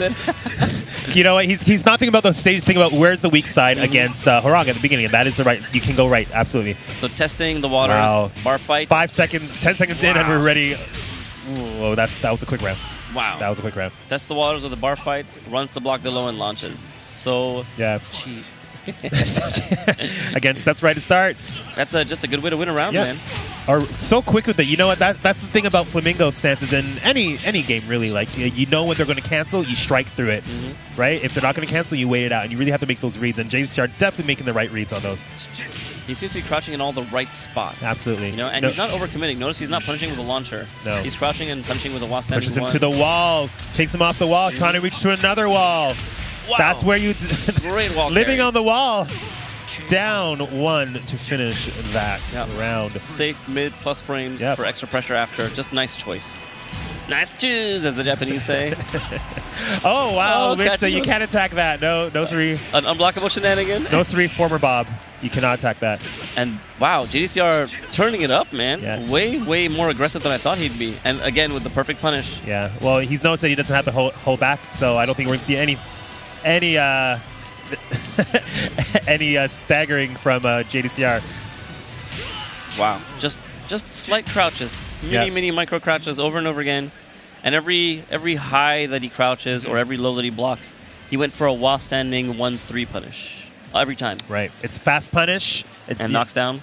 He's not focusing on it's great damage. Not going to focus on, I need a launcher here. I just need the damage. Yep. Get rid of the pressure. I have a feeling it may high crush as well, which means he's probably safe against the Flamingo tick-tick kicks. But we'd have to check and see. Yeah. I'm curious to see if Alpha will throw that out to catch him. What was interesting is the only time he threw a while standing 2 launcher was on the low kick off the ground, where he specifically knew that the guy was face down, feet towards. And that becomes launch punishable. And that becomes launch punishable. Yes. So very smart play by JCR. Alpha switching the stage. Let's see if he... This is a popular stage today. Huh. Dragon's Nest. I mean, Spooler's favorite stage and now Alpha's favorite stage? I guess so. Surprising. Okay, let's see if Alpha can make an adjustment and maybe do a little less highs or maybe mix up his strings a little better. Looks like he's starting to space a little bit more before he throws out a move. Yep. But again, sidestep duck.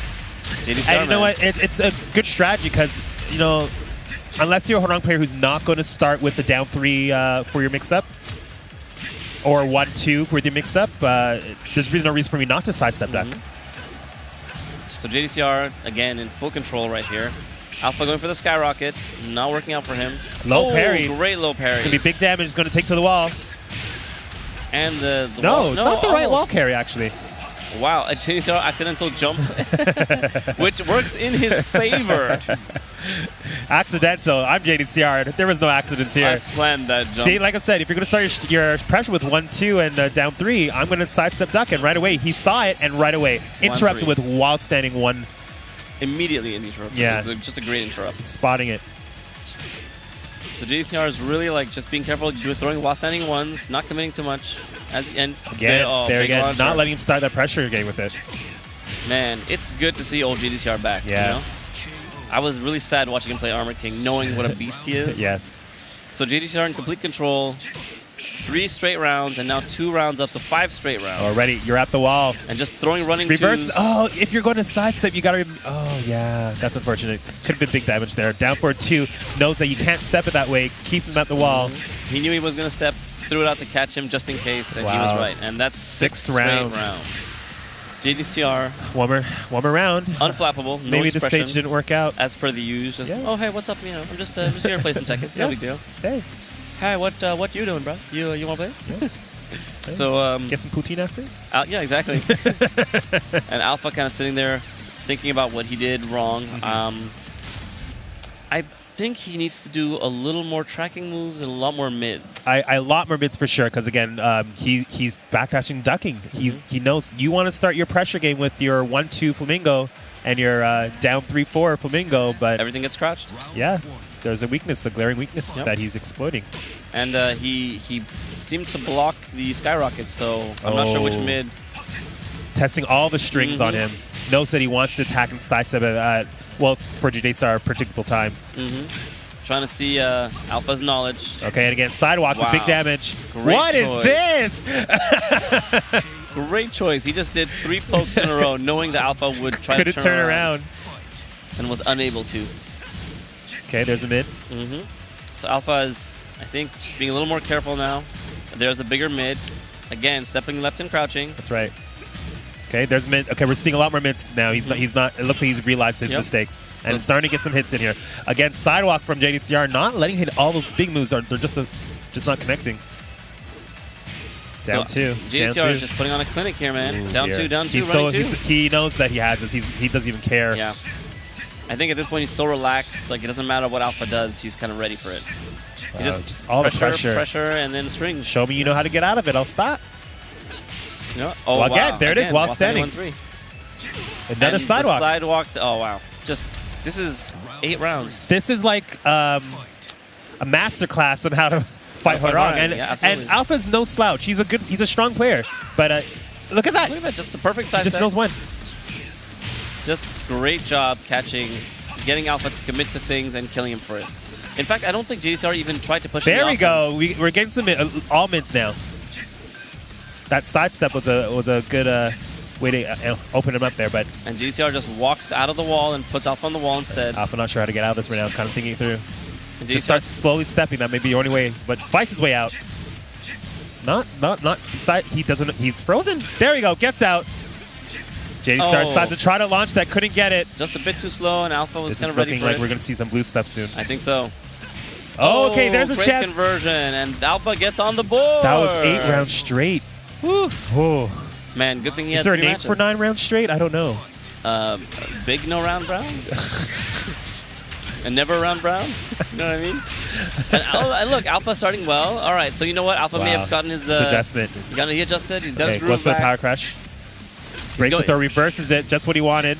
Alpha's going Stella, getting his groove back. You know what I'm saying?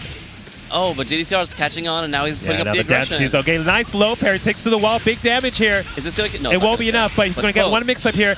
Sidestep 4. 2 rounds, and we're seeing the adjustment now from Alpha against JDCR. One more round to stay in this. So now JDCR is pulling up the aggression. Doesn't want to be on defense as much. Back 2. That's a rare move to see nowadays. Noticing his opponent is catching on, so he's trying to get a little more aggressive. Haven't seen much throws. A nice duck from Alpha. Oh, okay. Oh. Nice low. The adjustments definitely have been made. Yep. So it looks like a real match now. Alpha in the lead, too. But it's JDCR. Any mistake could kill you. So you got to be really careful here. Watch out for backsway blow. Pushing to the wall. Watch out for backsway blow. Watch out for down for 2s. And that's going to do it. Side turn, re-wall splat. Big damage. Goes for the Oki. Gets the throw. Great job. That was a good effort, though. We saw some life towards the end from Alpha, but fortune wasn't enough to close it out and stay alive. JDCR will move on to grand finals. He just had too much of a lead at that point, right? JDCR could have done whatever he wanted and lost a game, and he still would have been up by a game. That's right. At that point, when you're that relaxed, it's quite easy to throw out kind of whatever you want and build an offense. Yes, definitely. Whereas Alpha, when you're on the back foot and you're kind of afraid of making a mistake, it's very difficult to come back from that. So props to him, though, for adjusting, absolutely. Against JDCR. He's not out yet. He's going to be winning in losers finals for the results of this next match, which we have Montreal's last standing. Canada, no, not Canada, not Montreal's. Oh, I forgot. Alpha's now. Alpha's Montreal. Okay, I apologize. So, the Spoodler going up against Speed Kicks. Or will it be Man, Speed Kicks? I'm really antsy for this match. So, as we were saying before, Speed Kicks lost to Spoodler at Electric Clash. Right. And I'm pretty sure, Speed Kicks being the top player he is, he went and labbed Raven and really watched the replays and sort of figure out what he did wrong. And so I'm curious to see what adjustments he's going to make. And adjustments that he'll be making before the match even begins. Now, will it be a character adjustment or Master Raven adjustment? Because we know in the past, we've seen Speed Kicks struggle against Master or Raven with El Negro at Final Round a couple years ago. Raven can be played so many different ways. It's hard to really get that perfect solution against her. So it was should be El Negro interesting. Principio, and he played against. He played Master Raven and Eddie. No, it was Raven and what's that? Kunimitsu. That was it. That was the tag days and took down the Lambda Boys. Yeah. But that was a while ago. That was a different game. But Master Raven's more of a monster than Raven was. Yes. So definitely. we'll see what adjustments he can make. Are we going to see him run to another character in his arsenal of options? She is definitely scarier than Raven was. Definitely. A lot safer. Yeah. Master Raven was minus 14 to launch punchable, where she's now minus 10 to 11 on certain moves. So big. That's the reason why they call her Master. She definitely knows how to. Raven was the student. He was definitely the student. She's the master. If we ever get a tag 3, I would love to see that team. Dude. That would be the Ravens. insane. The Ravens. The cool thing, what I like about her is her design is very similar to Raven's. Yes. But they gave her the sword. They gave her the sword. They gave her the sword, which I've always been a fan of. And Raven used to use he used to use the double swords only in his throw, right? The invisible throw, he'd fly, slice the neck, and come down. That's about it. Whereas she's got the sword and some of her unblockables and other weird things, and it's got a phantom hitbox.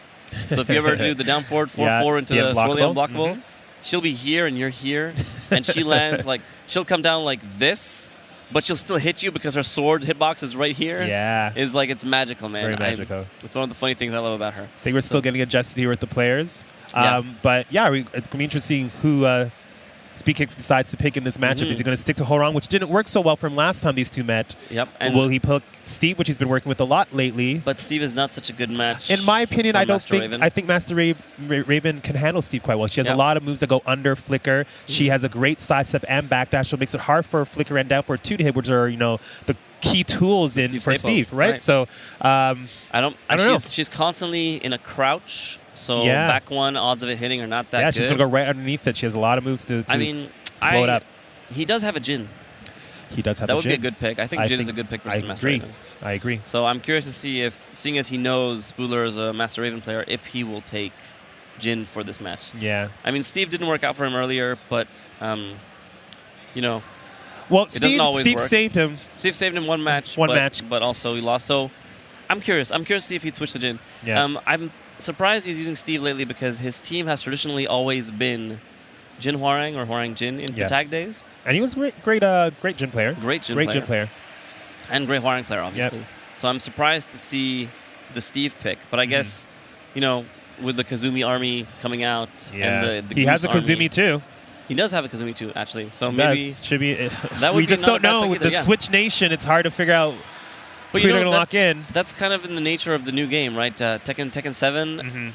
It's when you watch tournaments, the players seem to be divided into the purists and the loyalists. Yes. Versus the jack of all trades, right? And so you've got Nii who plays everyone, but really Nii plays 4 characters. And plays everyone with those 4 characters. Exactly. And Kokoma is a 3-character player. Nobi is a 2-character player. All the top players seem to have a backup, someone to switch, except for the legend Quadons himself. He's like, nah, I just need him. And Jimmy J. And Jimmy J, exactly. Brian Fury all the way, double rainbow. Yeah. So I'm enjoying watching the meta develop because the game is quite balanced, surprisingly. Yes. I mean, with all the crazy stuff every character can do, you'd think this game would veer into Marvel vs. Capcom 3 broken territory.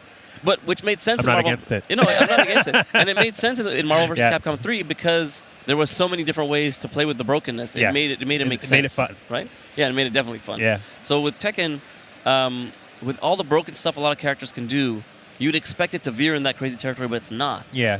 It's so well balanced, and you see like 15 to I would say even 25 characters you Being can see used. in top 8s. Yeah, It's you never surprising. know. And every top 8 looks different no matter where you go. Absolutely. Look at this one. We have a Raven player. We have a Asuka player. We have a Paul player. Kazumi. We have Horong. We have 2 Horong players. We have a Lars player. That's our top 8. And we 6 have different characters in top 8. and we also have JDCR with his Dragunov. Dragunov. So we have 7 in our top 8. Do we count Katarina? Oh, yeah, we got a cat in here, too. Yes, we got quite a variety. And that seems to be typical of this game. And that's why this game is loved by so many people. Mm-hmm. You can pick it up, pick who you love, jump into it, and just have a good time. As long as you don't play Yoshi. Or Gigas. Yeah, except for those few. But to be fair, like you're saying, there's only really 3 or 4 characters you can't take. And out of a cast of 45? Yep. Out of 45 That's still characters, pretty good. there are only 3 or 4 you can't Yeah. really pick, which means Season 3 might change all that. fingers crossed. Fingers crossed. I want to see some more Lucky Chloe. I miss seeing her in tournaments. I miss seeing Yoshi. Yeah. Yeah. If So- anything, I would love to see Yoshi if they brought back the Tekken 4 costume, the Beetle. Oh man, the That was Beetle, the the best. Beetle is my favorite. That was the best. The Beetle, and you know what? Even the Tekken 3 sort of saucer head, I love That was good one. too. That alien one where Yeah. that side throw where he did that split Oh. thing. That was the coolest. Where did that go? The throw. Okay, so a little bit of lore. The throw was called Clonemitsu. Clonemitsu. And for those of you that have never seen it, it was in Tekken 3 and I think Tekken Tag 1 as well. Yes. And if Yoshimitsu lands a side throw, he clones himself in 2. There's like a cartwheel thing. I No, think, one of the clones grabs the opponent, the other one stabs him, Yeah. and then the clone that stabs him falls down, and the other clone reaches out his That's right, hand, yeah. and they pull each other up and they hang out. Yeah, it's So- a pretty cool throw. It's beautiful, but I think they took it out because it doesn't make sense in terms of his move list. He doesn't have any clone moves. That's true. So why not give it to Master Raven? No, it's a Yoshi move. It's a Yoshi move. Stop stealing my cool stuff, bro. Yoshi needs cool I like stuff. to see some more. She's a ninja. I like to see some more of that Naruto style of like hit you, disappear, hit you from behind kind of throws. That would be kind of cool. I would love Make it those. happen. So, we're going into our match. We got Speed Kicks playing the... What is it going to be? What is it going to be? We're locked in here. I'm not sure. Splitter taking a last check at his notes. Is he doing it? Yes, We are he We is. are getting the full Speed Kicks against the Spoodler. The Spoodler trying to Okay. win another one over Speed Kicks. So, Speed Kicks may have really labbed the match, and for pride, is sticking I think with... he's sticking with it. I think he with knows now Joarong. that this is the choice. Yeah. Let's not second guess my main. So let's see if Spoodler is still got that strat down. He's been playing against Alpha a lot lately, so I think he's gotten even better in this matchup. Yeah.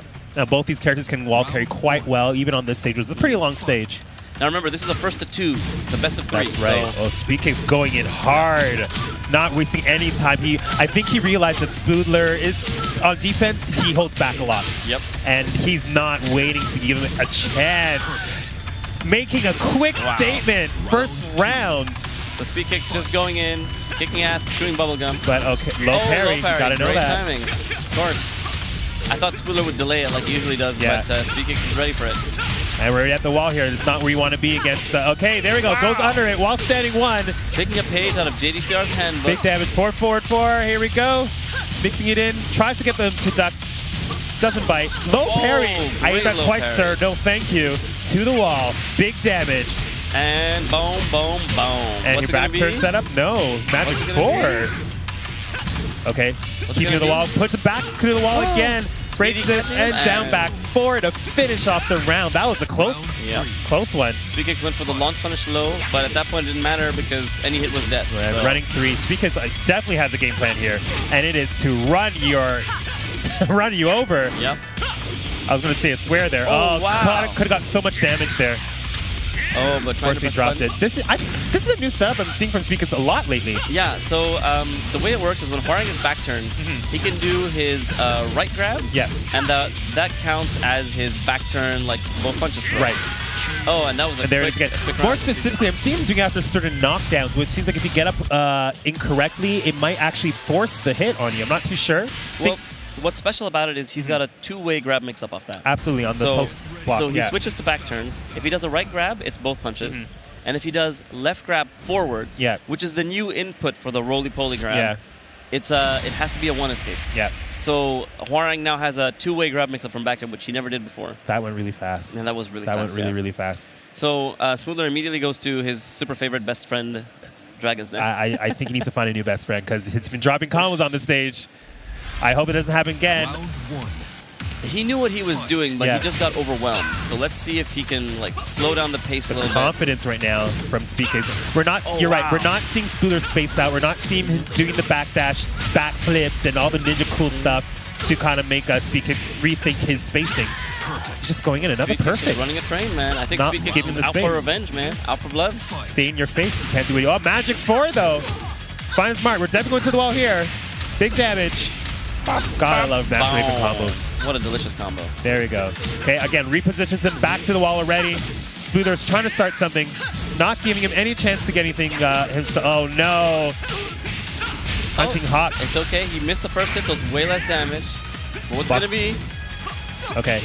And Spooler not hesitating this time, pressing a button. There you go. Now he's starting the mix-up. That's the mix-up. That's last frame advantage. So 1 round apiece. Second game, looks like Spooder's got his bearings back. Okay. Again, not much space to come from Spooder, but that could have been a lot worse had Speakers realized what move he did. Oh, look at this combo. And Spooler, man, he's been playing from the wall. And this is another perfect. That's 2 perfects this round alone for Speakers. Every round's gone the same way, man. Speakers got a launch, takes him to the wall, and kills him. Spooler needs to be a bit more careful. Needs to be more careful. You're absolutely right. Oh, drop combo! Okay. Lucky. Is this the opportunity he needed to come back? Let's find out. Okay, he's really trying to push these back turn combos. Oh, doesn't go for the guaranteed damage. Looking for that counter hit. Backdashing. Oh! Gets it. Side turn, though. Is this going to kill him, though? No. Or is the wall going to ruin his... Oh, yes, it will. The wall found his place. See, there we go. Dragon's Nest. Okay, I got nervous there. His best friend, man, I'm telling you. I want to see some black holes. Oh, okay, so maybe too much of the 4-1. But look, he blocked the... There we go. He blocked there we go. JFSR. Did he hear me? Oh, there we go. Love that move. That move is dangerous. Okay, quicksand. It's changing. Oh, Killer B again avoids, reverses the direction where the opponent thought she was going to be. Rage What's drive. the mix-up? Oh, he just... Low parry. Oh my God, he's going to that sidewall. Okay, the stage is working out in his favor. You're right. Oh, great shot, Spooler. Up for 4. So Spooler answers back. I think the black hole is what gives him his energy. He did one. He's like, oh, okay, I'm loose now. I'm loose. Let's do this. I agree. One black hole. One black hole, you just get sucked in. You know, you just get sucked back into the game. I feel like we should find some cool metaphors for this. One black hole sucks you back in the game. I don't know what you're talking about. It's like a vortex. It's a vortex. The vortex of Master Raven lies. There's one. Trickery. And it gets her the right space that makes you scared to come in. Because once you get that space, he can throw pretty much any move and catch you, right? So you got to be really careful. But now it's back to the wall, not where he wants to be. Are we going to see another perfect this round? This is where Spooler's been living. There it is, black hole. Oh, that wall. That side wall ruined his day, man. Oh, okay, that's going to definitely do it. Great. Yeah. And once you get up, you eat that. So great choice from Speed Kicks. He decides to go for the simple combo just to make sure he gets a setup, right? Okay, nice hesitation. Gets the slide. Takes to the wall. Oh, was a little unsure where it was going to hit. Sidestep the wrong way on that. Gets another power crush. This is changing. Oh, okay, thought you had to confirm there. That is hit confirmable. Didn't have to finish it. Oh, no, never a good idea to do that back to the wall. There's nowhere to go. Speakers is ready. Oh, no. Low mid? Mid. Just not a great situation. Okay, one more round for Speakers to close this out. Spooler needing to make something happen. Tracking move to keep him honest. Wow, he just did a 4-1 again. Just went right into. He hasn't. Oh, okay, lucky. Not a hard punish. It was okay. He got lucky there. Doesn't matter though. But Spooler, unflappable, still going for those lows, not worried. Like, nah, you know what? Just because you block one doesn't mean you block no punish on the power crush there. I think he's a bit nervous. Definitely. Because his life is on the line. He's going in. He's not trying to make him crazy. But now he's in perfect position. Breaks the 1+2 throw. Power crush again. Are we see Killer B? I love that move. Wall standing. Great choice. 4. Great choice. Oh man, I thought it was a low. I can't breathe. And Spoodler, you know, still enjoying himself, Beautiful. still throwing his Master Raven craziness, which we love. Okay, getting the power up from the black hole whip. Just so hyped the way he plays. You know? Okay. Oh my gosh, jumps over the low, gets the damage he needs. This is exactly what he needs. Gets out of the corner, goes for a mix-up, goes for a baseball slide, but still Snape could have done another one, you never know. That's true. Oh no. Really trying to force that. Okay, one next hit might win this. Is he gonna get sucked in? Feel like he might. Oh, that was the chance. That was, oh, doesn't duck the high. He could have pressed it. Wow. He pressed it. That was unfortunate, but good showing from Spoodler. You know what it is? He didn't think he would do the last hit because No. Spoodler knows. Yeah. He knows that string and he's crushed it before. Absolutely. But he didn't think he would go for it. He thought he would stop, and he decided to go for the rage drive, and that was not the right choice. Oh, wow. So Can you imagine if he ducked it, though? He had a rage drive, everything It was he death. needed. It was death. It was. And we would have got to see one of the coolest rage darts in the game. Yeah. Oh, well. But good showing from the Spoodler. I just love it. She goes, I'm ready. She gets that sword ready to go. She gets that Beyonce turn over her shoulder, and, you know, she's looking fine and everything. She really is. Yeah, you know? she's cool. And that's one of the things. I love her design so much, man. Yes. Like, she looks threatening. And what I love is that Namco, you know, gives all our darker skinned people dreads in this game. Yeah. Wait, all the dark skinned people. Wait, Leroy? Leroy dreads. Definitely the coolest dreads. I'm thinking Leroy has the coolest dreads. Fair. Master Raven, a close second. She great dreads. Who else has Eddie? Bruce had dreads. That's true. Bruce had dreads. Eddie had dreads. Eddie has dreads. Christy, but Christy's. She's a Brazilian. She's Brazilian. That I don't know depends where she wants to land on that coin. You know? But yeah. That's true. That's true. Oh wait, you know what? No, Tiger. Tiger had the fro. Oh, he had the fro. He had the most beautiful fro. God, I love Tiger. Dreads weren't in yet. Oh man. But yeah, but that was cool. But we're going to have a great rematch with Alpha versus Speed Kicks. So next. What are you thinking? Are you thinking the double Dwarang? I think he's been warming up Horong for the mirror match. That's why he went to. He's like, you know what? I'm going to get my run back. I'm going to warm him up now. And when I get there, it's going to be. I'm going to show you who the top Horong player is in the North American region. I'm really excited to see this mirror match. Like I've been thinking about it since yesterday. Yeah. And I was like, please, I really hope to see double Horangs. It's gonna be great. And then you guys disappointed me. Okay, Alpha. No, you are cool, Alpha. But Speedy, you disappointed me with your Steve pick. It was a good pick, but well, what's going on here? Are we going to see? Is he locking it in? I think he's locking. Wait a second. No. Wait a second. Don't do this to me, Speed I forgot Kicks. he had one of these. I don't know if I like it. I'm going to be honest with you. As a Miguel player, yes, I feel like his Miguel is a bit lacking. I'm going to have to agree with you on this. And it's not because he's a bad player. It's just the way he plays Miguel specifically. Oh, he's playing with us. Don't do this to me. Okay. Come on, Speedy. You know what? There's got to be a timer on this. Okay, we're going to lock it in. It looks like we're not going to necessarily get the mirror match right now. It may be, maybe he knows something. Do you know something? You're a Miguel player. Is this a good matchup for Miguel? I mean, Miguel can throw back ones like Steve, but they're 11 frames instead of 13. And they have short range too. They have gimp range, but when you throw a back one against Hwarang is up close. He's rarely going to be outside of that range. He'll be throwing strings or something. Oh, no, we're getting Steve Kicks now again. Okay, so I think he's going to go with the Steve Kicks. I guess he feels this is a better matchup against Horong.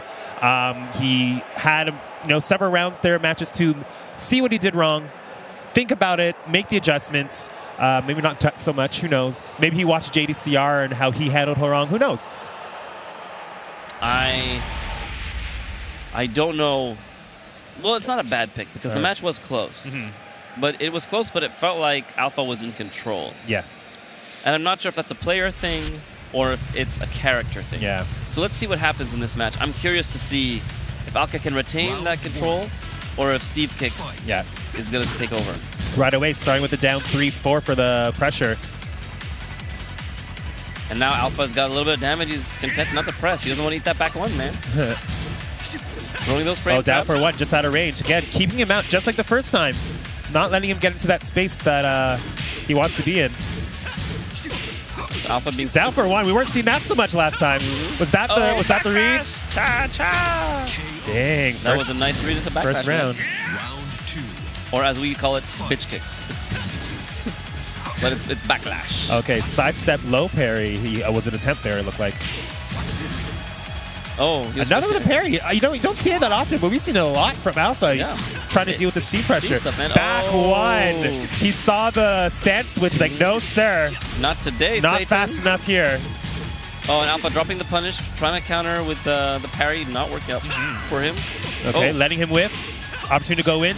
Breaks the 1+2 this time. Just wants to switch sides. Absolutely. And that's the right choice. A lot of the Montreal players, and I've spoken about this, when in doubt, when you're losing, and your back's to the wall, throw the grab that you want them to tech. That's right. And so it's so Alpha really being careful here. He doesn't want to eat another back one, but Speaker's just kicking him out now. Content to just sit on that lead. And look, any whiff, and he was ready to punish. Sonic Fang closing out the round. I think you mean Sanic Fang. Sanic Fang. Or Sanic Fong. So Alpha throwing the high crushes, not pressing too many buttons, doesn't want to eat the back one, throwing a couple of lows. Down for one in sidewalk. Again, Horong doesn't have the best tracking moves up close for his quicker moves. Just dashing in and throwing down 3/4, that's the best way to deal with it. Making that timing adjustment. And then catch him staying down.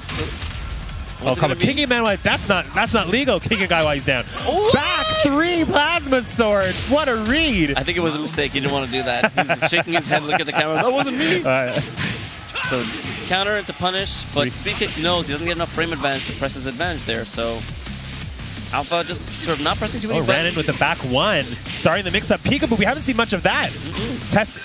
You know what? Horong players love to see if you can handle this mix-up, but Steve players want to know, can you handle this Peekaboo game? Yep. And Steve Kicks 1-2-1s. Alpha trying not to press too many buttons. It. What's it going to be? Mid, Stomp! And Alpha takes it again over Steve Kicks. Okay, this is not working out. Are we going to see it? Give the people what we want. What you gonna do, Steve Kicks? What you gonna do? I think we're gonna see Miguel. Are we gonna see Miguel Kicks? Miguel Kicks. Mig Kicks. Okay, and you know, Alpha locking it in as usual with his Dwarong. Speedy, are you gonna make me a happy man? He is warmed up. He is warmed up. He could use him. Come on, there we go. There we go. Finally, we see the Alpha very mirror. happy for this. This is what he wanted. I think Alpha is ready to prove. He's ready. He is the superior. But you know what, though? When you are a high caliber player of your character like Steve Kicks, Speed Kicks, sometimes you get lost in your own head in the mirror match. You're like, this is what I would do because it's the best option, and they don't do it. And you're like, what the hell? And it throws you off. Yeah, you're right. So that could be why he's been avoiding it so much. But here we go. We're back on this stage again with the Hwarang mirror. With the mirror. Speed Kicks rocking the cape and the eye patch. Oh wow! Goes with backslash. Alpha rocking the classic Hwarang, and Speed Kicks is on the board. There you go. That was a statement. Quick statement from Speed Kicks. Alpha nodding his head in agreement. Alpha wanted to be the alpha dog here. I see you. Speed Kicks going for the cool low jab. The cool mix-ups. Do Horong players know how to handle their own pressure? I don't know. I don't think so. they seem to just be eating it. They're so busy throwing it out so much they don't have to deal with it. You know what I like is both these players are throwing the just frame skyrocket from left foot forward. Yes. Which a lot of Hwarang players can't do. So it's nice to see just delicious. Ducking. Yeah, they know to duck it. Oh, parry himself.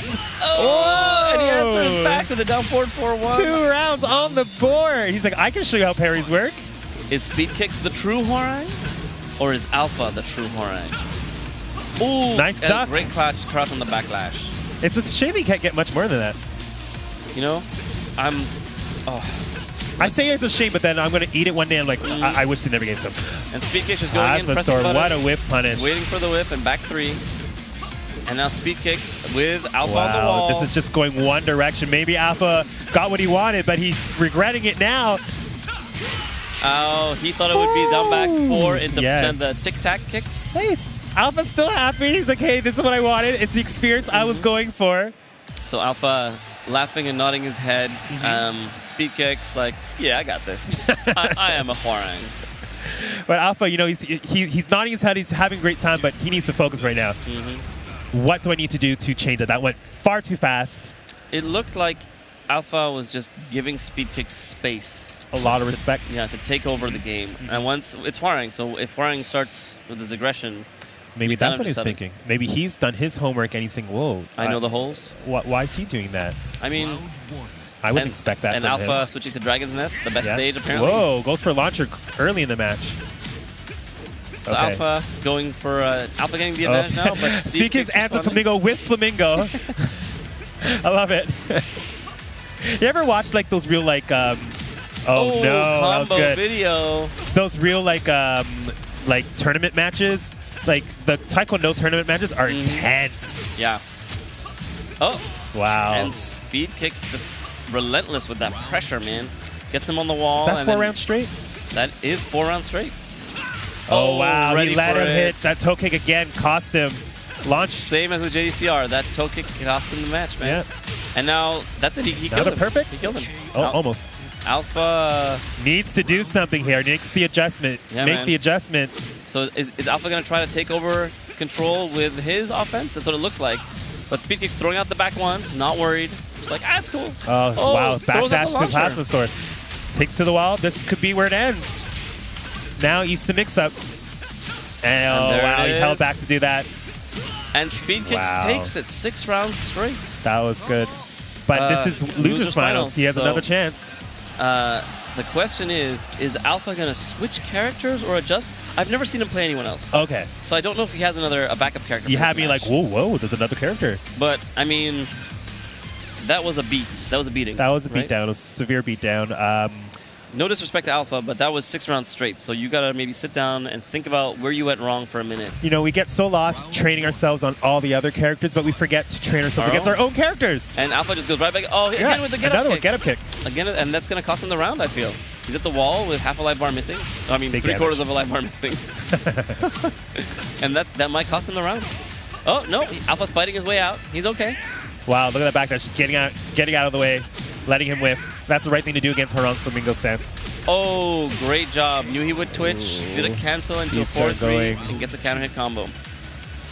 So is Alpha going to respond? Oh, both going to Flamingo. I don't think Alpha's practiced against Hwarang. Is this going to be a diarrhea? I'm going to call it diarrhea Brown because he's just shitting all over him. I mean, It's just going really bad. I think, no, this is more like a never round Brown. Oh, boy. This is a never round Brown because it's 6 rounds in a row, 7 rounds. No, okay, it looks like Alpha's got on the board. Oh, okay, we're good. Alpha's back. And he only has to win 2 matches, so it's totally doable. Another counter hit at the man. beginning. He just can't stop himself from pushing those buttons. It's costing him. Man, this Speed Kicks is, knows it. And Alpha is just eating every... Another power crush, keeping him down. Wow, everything is just going one direction. Speed Kicks is just putting on a clinic here, man. He's like, oh, I know how you're going to get up from the ground, and so you're going to die. Another counter hit launch. Flamingo shadow kicks. I think he's realizing that Alpha is pressing buttons, and he's just killing him for Nice sidestep, but not the best punish he could have got there. Okay, now's his turn. Finally getting some pressure against the wall. Speed Kicks out of the wall already. Okay, this is. I think Alpha needs to just change the pace of the match. Oh, okay. No, he could have killed him there. That could have been a launcher. Okay, So he knows he has to do this. There we what go. a great How to hit that. punish. Changing the pace there. Got him to whiff. Launches, gets the round, staying alive, but this is what happened with JDCR. So 2 rounds each. Is it enough? Is it enough for Alpha to make a comeback here? Oh, wow. Nice sidestep, but couldn't get much off of it. Gets the pressure. Okay, it's like we're going back and forth here. So the question is, who's going to start? I think it's all a matter of who gets their pressure in first right now. Because once one of them gets started, they seem unstoppable. It's true. Okay. Shadow Kicks, tries for the power clutch, gets punished. Back to the classics. Oh, what a great sidestep back to. We're going to final round with a possible another mirror match. We're going rematch right away. He's not waiting. Speed Kicks is ready. He's like, no, man. I got this. I won 2. I'm going to win a 3rd with this Absolutely. guy. And so Alpha and Speed Kicks, final game. Final game. My gosh. 2 Dwarongs. You know. Who's going to be in the finals against JDCR? Ducks the low and high, gets the punish. Oh, wow. So you want to say that it's the tech. You get up wrong, you get hit by that. Yep. Great choice of. And Alpha's like. It's like tag 1. It is I tag haven't 1. seen these kind of counters with Horong since tag 1 from Alpha. Side step back 4, Yeah, side step back 2. 2. Yep, absolutely. It's really nice to see, actually. Yeah, it's classic. So the question is, Wow, is Alpha's putting a wall up right now. He's got the offense going. Is it enough? Is Speaking's going to take over? We're going to see an alpha dog here. I mean, it's good to watch because it looks like whoever starts their offense is winning. Oh, wow, nice dog against the counter. It's tag 1 all the way. Was Speaking's alive during tag 1? Did he play it? Does he know these counters? I don't think so. I think these guys were both too young at that era. I think you're right. So, okay. Again, back 3, back 4, he tried it again. But Speakings is ready. He knew he was stepping towards him, so he did right before 4-4. Oh, missed the combo. That's so rare. But gets a knockdown. Oh, Alpha choosing it down 4. Great option there. Great whip punish. This wall, though. Okay, drops the combo. Gets it again. 2 drops in a row. Interrupts it. Gets his own rage drive. Stays alive. Rage drive into rage drive? This is crazy. Okay, let's see what we got here. Alpha going with this pressure. Classic 1, 2, 3. So it looks like Alpha's, I mean, I don't know who's in control right now. It looks like Alpha's reverting back to his old style there. And they're both jockeying for control here, right? They're both wrestling. Alpha really wants to finish this out. There's only one key, but they're both fighting for it. So oh, down for 2. And Alpha just a little too antsy. Speaking's ready for it. Are you ready for this? Take him for Final round. Double Luigi. Double poutine. Here we go. Oh man, here we go. Okay, so Speaking getting the first hit in, but Alpha, look, brawling, look at them, just fighting for control. Neither of them is willing to give an inch. Ducks the high. Again, gets him down for 2 of his own. Takes to the wall. Is it going to flutter? I don't think it's far enough. Yes, it definitely. It's always far enough for Hordog. Goes for the throw, breaks it. Oh my god, this is too tense. Any hit here from either player breaks another is the throw. win. Oh, not the wall too far. Rage drive's coming from somebody. Here it is. Mix up time. And my gosh, there we go. Alpha taking down speed kicks. It looks like Alpha is the #1 Joarang. He's the alpha dog now, man. Great job, guys. he's a fan of speed kicks, obviously. Today this tournament, it's been like facing your challenges, the people who've shown you how to play this game, who's been an influence for you, and for you to overcome them in tournament, and it's a great thing to see. It's heartbreaking for the person on the other end. It's really hard. But it's a great thing to see. I thought that was such a nice match. So close. Last game, last round. Yeah. Both fighting for control. They both had like a quarter of a life bar, and they duked it out. They duked it out. Like brawling, like in a bar fight. Like I said, Taekwondo matches. I don't know.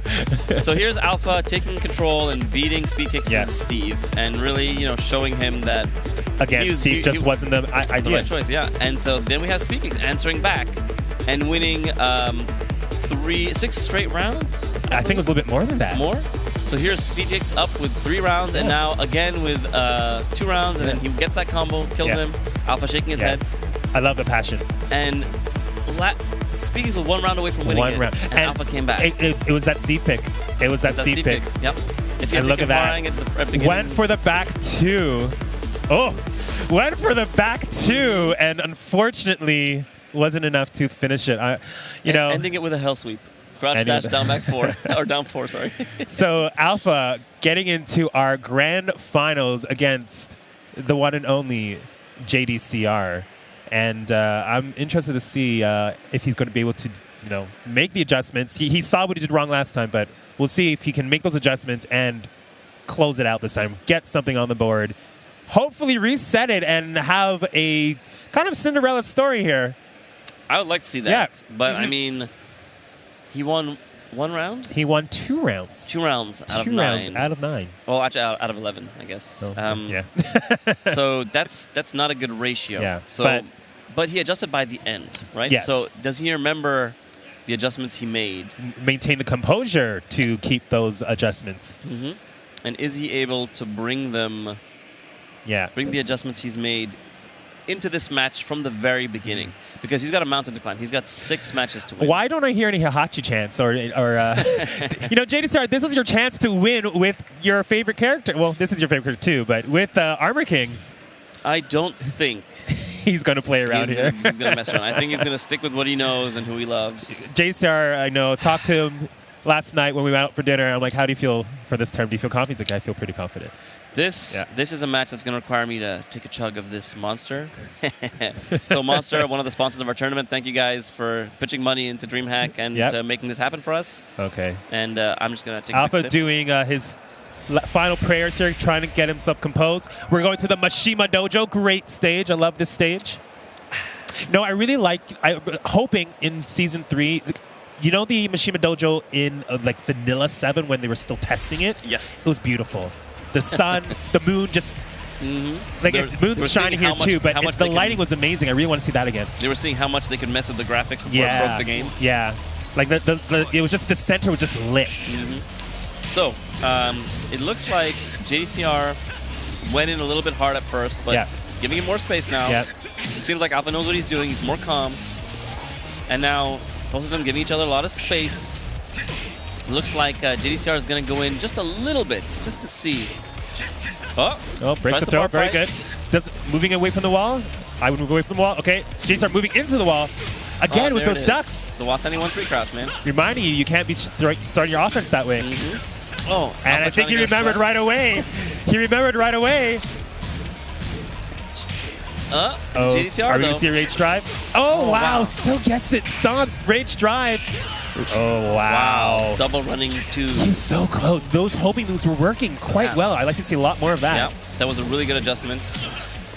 And Alpha sort of mixing up the homing move in the low, but again with the high, wall standing 1-3. Wall standing 1-3. That wall standing 1-3 is basically winning him rounds, man. Winning him matches. So is Alpha... Oh, he tried to press too early. Too early. There's no need on the 1-1-3. Just block it. Whoa! Did you push something? No. Doesn't matter. I'm safe no matter what.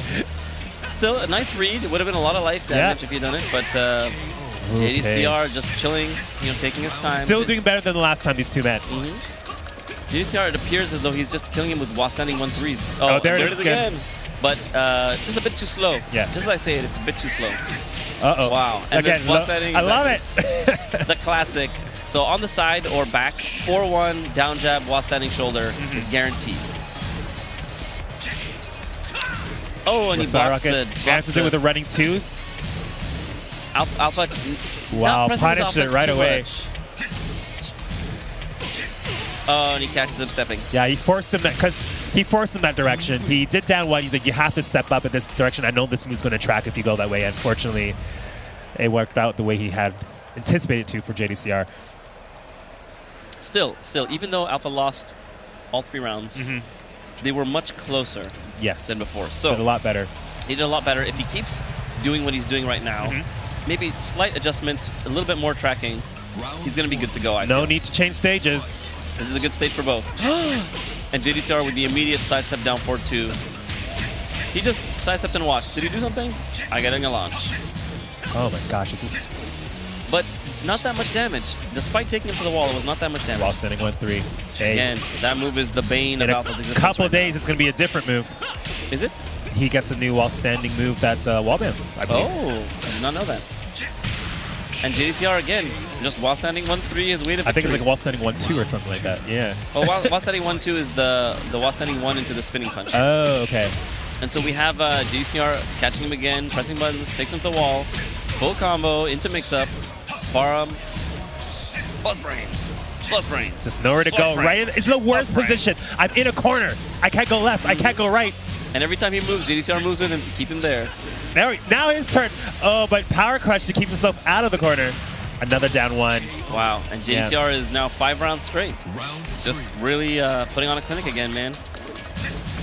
Thank you for coming to this JDCR Tech Talk on how to fight Horok. The moment Alpha adjusted, JDCR switched his game plan up. Yes. Oh my gosh, Judo Chop. Sorry for the troubles there. Go to sleep. Judo Chop. Bring him to the wall. So JDCR throwing out pokes, trying to catch up. Oh, that is great, but he didn't adjust for the wall. It's okay. He's got the Yeah, he didn't adjust to the wall. Oh no, what a heartbreaker. Oh, low parry. Just finish it. And Rage Drive. And Alpha staying alive. Okay, gets around on the board. Earlier than the last time. Nice tracking move. Almost everyone's hit. He needs to do that more. Back 2. A little panicky there. Nice duck. Great crouch, but bad punish. I'm not sure how much more he could have got. Launch. Oh, yeah, that's right. Everyone can launch that. It's just he was a lot harder for Hardong. Yeah. I think he just went for the simple. The simple damage in the setup. Okay. But it's okay because Alpha's winning the round right now. He's got more life. Not by too much. Okay, already ducking JDCR. Pushing him back, literally pushing him back. JDCR just switching, moving around, keeping him on the wall. Trying to catch that wall spot, but you may just have to see some blue stuff. He's sizing him up. Okay, another while Alpha standing 4. Not willing to throw a low. 17 seconds on the board. Time's ticking down. Something's going to happen. Down 4, and he launches the down 4. Wow, he was so ready. It's because he did the crouch dash. He knew version. it. The crouch dash version is the launch punish. Yeah. That was a heartbreaker for Alpha. Alpha's like, how did he know? How did he know? What do I have to do against this guy? You should have crouch dash down back 3, man. Yeah. That's not launch punish. Well, he could have did a lot of things, but you know what? It's JDCR though, so. Hey, hindsight's 2020. That was just a very, very nice punish. Yes, it was. It was a beautiful punish. Yeah. But, you know, it's like I was saying yesterday, JDCR likes to put himself at a range where he knows all your best options. And in that situation, he put himself at a range where the best option was crouch dash low. Yeah. He blocked all the mids, and he's like, well, now he's going to go for low. It became a situation where Alpha was, I need one more hit, and he was just slowly dashing in, checking him with the while standing forwards, checking with the while standing forwards, trying to get a read, and I think that may have gave JDCR the idea of what he wanted to do. I feel like if he had just gone in, if he had just run away or blocked, because there were only 17 seconds left on the clock. It's hard to run for 15 seconds. It is. Especially when there's some rage and some rage drive. The Darganov rage drive is very scary. Okay. So JDCR again with a while standing 1-3. Alpha just trying to, fight his way out of this pressure, but it doesn't seem to be working. JDCR just going in. I nut that, but almost hitting 100%. This isn't Alpha versus JDCR. This is Alpha versus while standing 1-3. I feel like that's what's going on right now. It's Alpha versus while standing 1-3. And so, another duck. Another duck into launch. JDCR just knows Alpha's going for those highs. Yeah, he just. Once you have the read on how someone wants to start their offense, it's hard for them to do anything. Yeah. And JDCR is just not afraid to just chill out, hold that down back for a second, and watch the high whiff before launching. It's really impressive. Wow. And so JDCR up 2 rounds again. Looks like this may be the final game of the tournament, guys.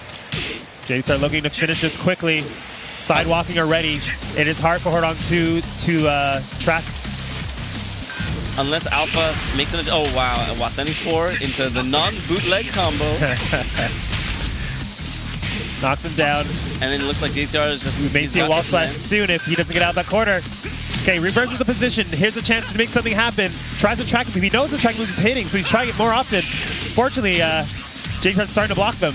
Hits it. Are we going to see Rage Drive finish or Rage Drive finish? I would love to see sidestep that doesn't get the launch. I feel the blue stuff coming. Oh. And riding through 2 to finish it out. JDCR will go on to win Dreamhack Montreal 2019. There is your champion, everybody. What a great finish. That was really impressive. That was impressive. I have to say, watching JDCR play like that, it was just beautiful. I will attend all his masterclass TED Talks. Right? Every single time. I mean, it was so impressive. Yeah.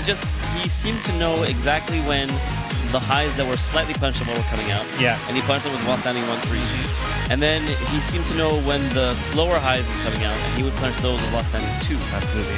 But either way, he was always punishing the highs. He was always crouching and ready for them. And then once he knew that, once he saw that Alpha started adjusting, started throwing out more mids, he began stepping the mids. Right. And he would step them in and launch those with down forward 2. It was just beautiful to watch. Notice there was no backsway blows at all. No, he didn't need it. He didn't need it. No, not necessary. Not in that match. Really good.